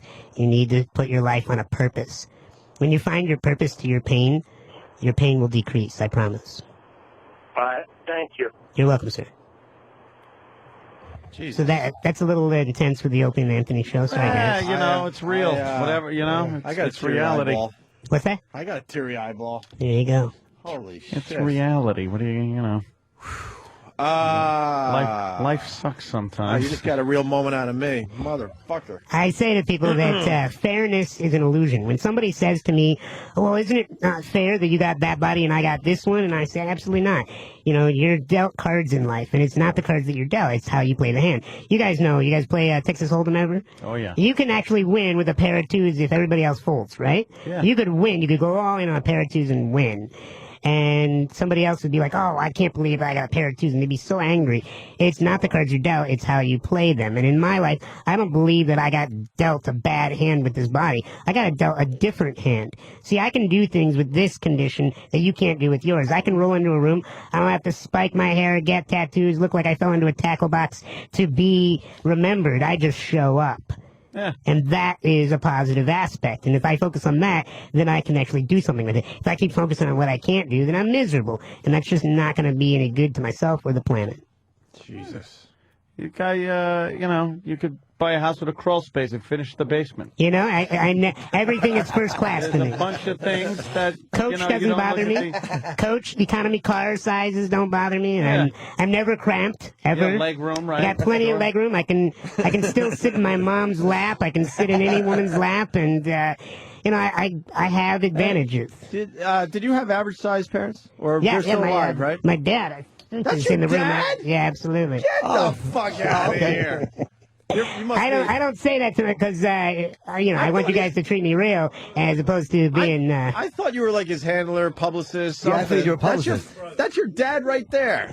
Yep, he's my lackey. I love it. I've seen him smiling the whole time, like just proud, man. When did you know you had a special son? And I mean special, gifted, freaking a genius, basically. When did you know? Go for it, Pops. Well, actually, right from the beginning, because what we focused on from the day he was born was we immediately started to say, okay, we're faced with a different situation here, and we can either look at how different our life is going to be, or we can look at how special our life's going to be, and we can start to look at all the things he can do instead of focusing on all the things he can't do. Yeah, tell him about the basketball game. Well, and he used to love to play basketball, and because he's got a small hoop in his room, and he throws a smaller ball in the hoop, and he would get a little down that he couldn't play basketball. And I said, Sean, let's look at it in a different way.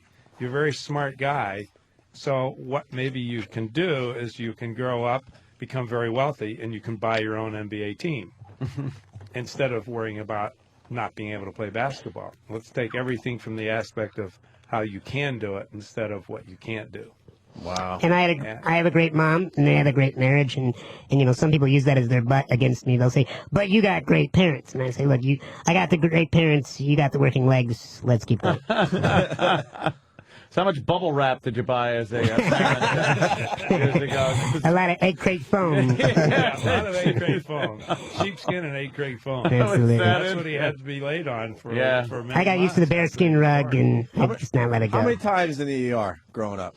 Actually, they didn't race me to the hospital. There's nothing the doctors could He do. was Shriners Hospital, and because he broke so often, a lot of times he'd be broken, and we'd have to depend on him to tell us because it wouldn't even show on an X-ray. It might be a hairline fracture that was extremely painful that wouldn't show up. So people at Shriners Hospital in Chicago knew us, and they basically trained us how to immobilize him, and they'd give us casting material so we didn't have to put him through the pain of taking him to the hospital. The whole first chapter is about my family and raising me and where I've come through and what I've had to go through.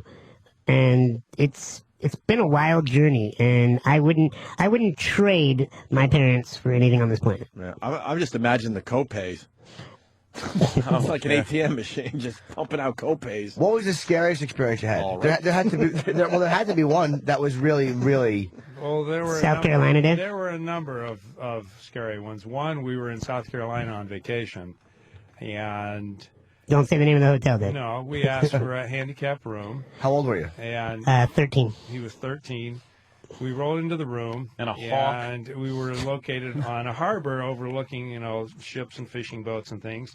And I said, "What a great view!" And as I opened the curtains in the sliding door so that we could see out onto the deck, Sean, as I had my back turned, wheeled out on the deck. Except the deck was about a foot lower than the room, and he went head over heels on top of himself onto the deck. And it broke his nose, broke both his arms. Wow. Both legs. His legs.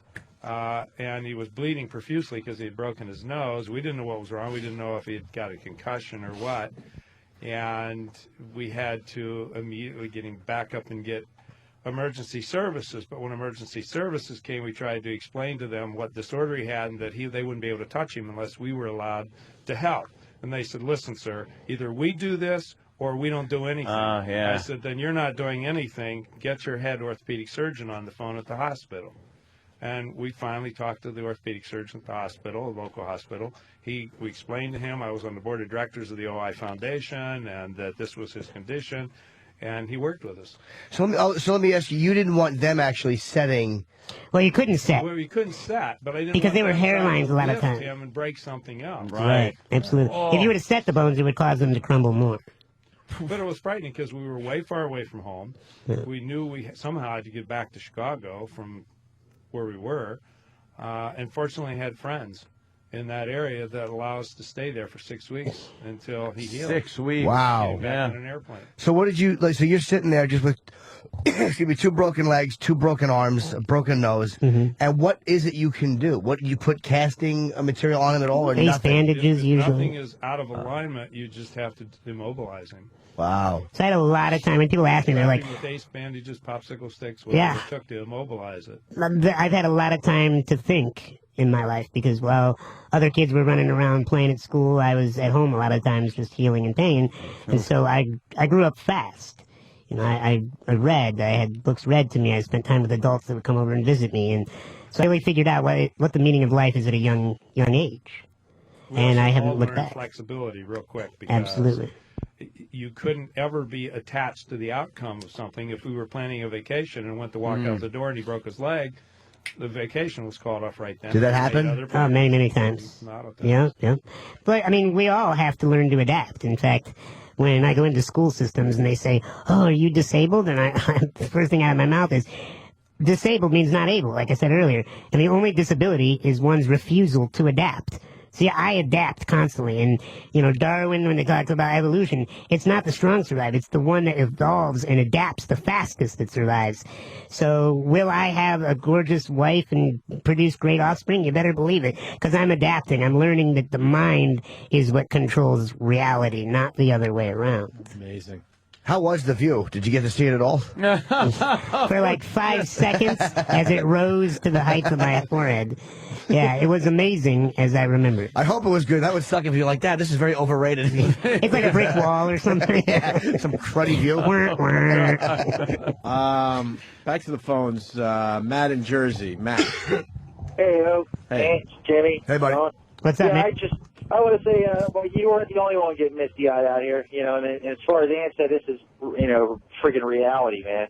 And I just want to say thanks to Sean. I mean, he really touched something to me. I don't know what it was, but it's got me thinking. I'm going to run right out and buy the book. So Awesome, brother. Thank you. and You with that- sold. Oh, go ahead. I'm sorry. No, I didn't mean to step on you. No, I think I stepped on was you. going to say, with that, I'm punching out, guys. Okay. I think you're going to sell a lot of books today. Thank you. I really do. Sure. You know what? I've been thinking this whole time. This whole time, Fezzi. Oh, wow. Yeah. We got a guy who works for Ron and Fez. He's Fez from Ron and Fez. You could help him out tremendously. Yeah. Yeah, it's a good point. Only if he wanted it. True. See, that's the But thing. maybe some Some of this people are stuff- professional victims. In fact, I've worked with a lot of on-air talent and celebrities and things of that nature, and I find that some people make their shtick being angry or being a victim, and they're afraid if they get happy, they're going to lose their shtick. And so it's a battle between, am I happy or am I wealthy? And that's a horrible battle to be in. You just described me and only recently decided to change that. Sure. I don't think I've announced it on the air, but I started therapy about 2 months ago. Awesome. I finally got sick of it. It's like, there's other sides of me that need to come out. Yeah. I'm sick of the same fucking path over and Well, over. you could have all the money in the world. You could have beautiful women on your arm. You could have great cars, great houses. You could have the external world that looks like you're living the good life, and you could be miserable. Are we in agreement on that? Yes. Yes. And yet you could also be, just sitting on a park bench and be at peace. So it's not about the external world; it's about the internal world, and that's what I go into. Is that when somebody comes to me and they say, I would be happier if I got this plastic surgery, like a young lady comes in, I say, you know what, maybe for a few weeks or months. But at some point, you're going to find something else that you don't like. And that's why plastic surgery can become addictive. I mean, we see that. So whenever you think that by changing the outside world, you'll improve the inside world, you're delusional. That's ridiculous, right? You got to work on the inside, too. What I always say is mentality creates reality, not the other way around. I watch The Biggest Loser, and these guys lose a tremendous amount of weight, and then most of them go back to their regular lives, and I don't think they work on the inside that much. I think they do a little bit on the show, yeah. but it's mostly about working on the outside and losing the weight and getting in shape, blah, blah, blah. time and time again, but they don't really want to talk about this. These guys are going right back to the way they were before The Biggest Loser. Well, here's they never worked on the reason why they were overeating. Here's a study that they talk about. They took people who became quadriplegics because of car accidents, and they took a group of people who were lottery winners, and they found a correlation. And the correlation is, while they sound like the opposite ends of the spectrum, quadriplegic, never feeling from the neck down, winning the lottery, no longer having to worry about money. And yet the correlation is, over time, both groups went back to their normal behavior. The people who were miserable before money were miserable with money. The people who were happy and feeling blessed before the accident were happy and blessed after the accident. But they both had a little period of time where their behavior changed temporarily, and then it went back. So it's obvious that the external world is not what dictates the internal world. It's the other way around. Although if I had to choose, I'd probably take lottery. Give Rock, him the paper, choice. scissors on that. Give him the choice. Yeah, you always go with lottery.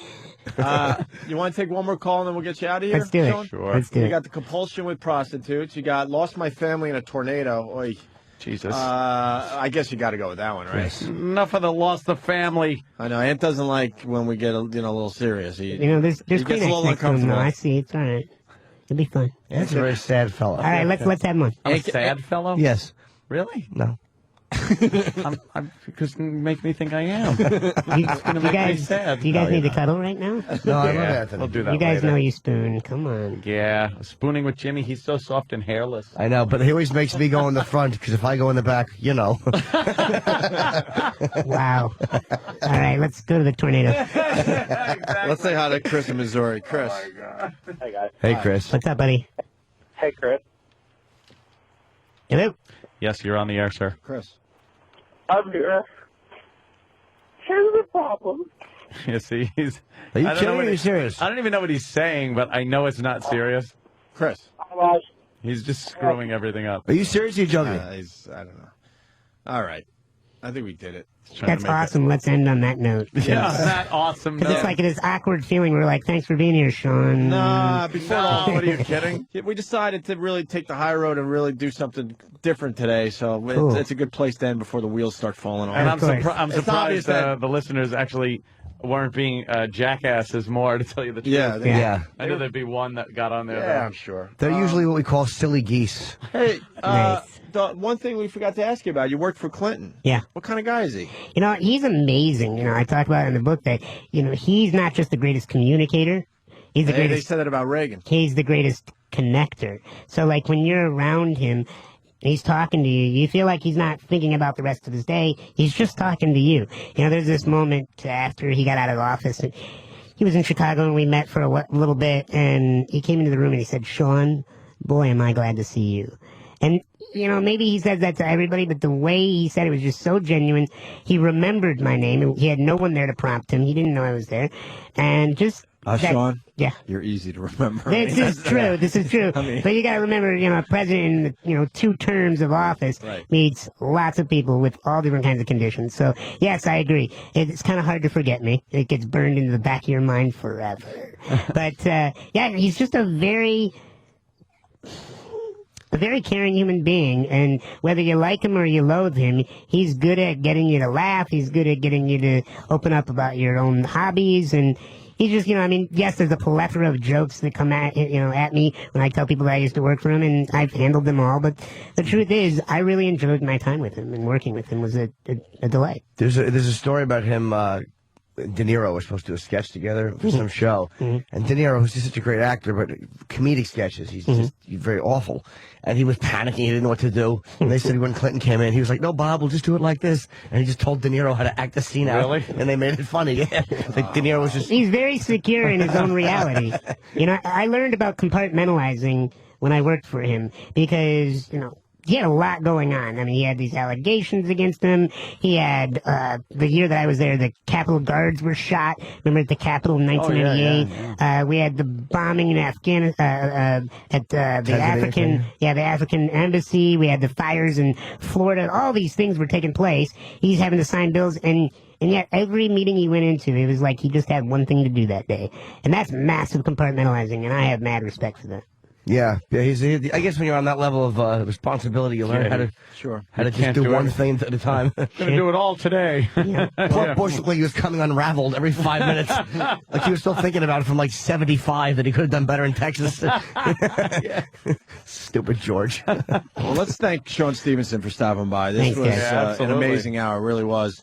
Maybe he calls into the Ron and Fez show today. Are you real busy today? Check with my publicist and she'll tell you guys. I understand. Or maybe down the road, because I think... I'd love to come on. I come back to New York quite often. You should be in the studio for them. I'm telling you. Yeah, Ron absolutely. and Fez, that'd be a very interesting interview, too. Yeah, because Fezzy definitely is struggling with a lot of stuff, and it frustrates the hell out of Ronnie, and Sure. Ronnie does what he can. And Well, when we don't feel good, we don't perform well, whether that's in business or in life with our health. And so my number one goal when I'm working with somebody is let's get you to the point where you feel good again. Yeah. And then you'll do well in your career. Okay. The book, Get Off Your Butt, B-U-T, How to End Self-Sabotage and Stand Up for Yourself. I'm not just saying this. I'm going to read this one. Excellent. You know, a lot of authors come in, it's like, whatever. It's a very big print. You'll be fine. Yeah, I Little see pop-up that. pictures. And... I see that. I think I could get through this pretty quickly, which I like, too. Well, thanks for having me on, guys. And you can get this anywhere. You can get In it on... bookstores, online, Amazon, Borders.com, BarnesandNoble.com, anywhere. Yeah, you can get this. It's a very easy book to get. And his website, timetostand.com. TIMETOSTAND.com. Huh? Yeah, this was great, man. And we don't have to tell his father, but you got an amazing son there. I'm sure you've heard that too many times, but not sick of hearing it, right? And you also look very young to be the father. We just thought you were the publicist. Yeah, no kidding. Yeah, he likes to say that.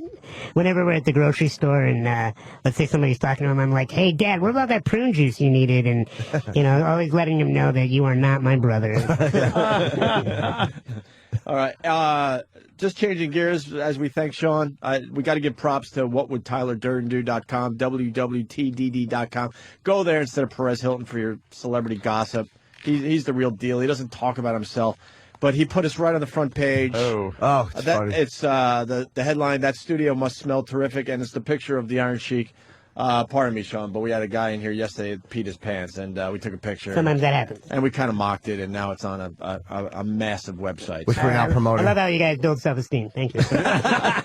You keep me in business. I appreciate it. Well, you know the Iron Sheik, the wrestler. Mm-mm. Oh, you're not familiar? You're not a wrestling guy? You know, I'm Danny, what not is big into male soap opera stuff. what does the website say?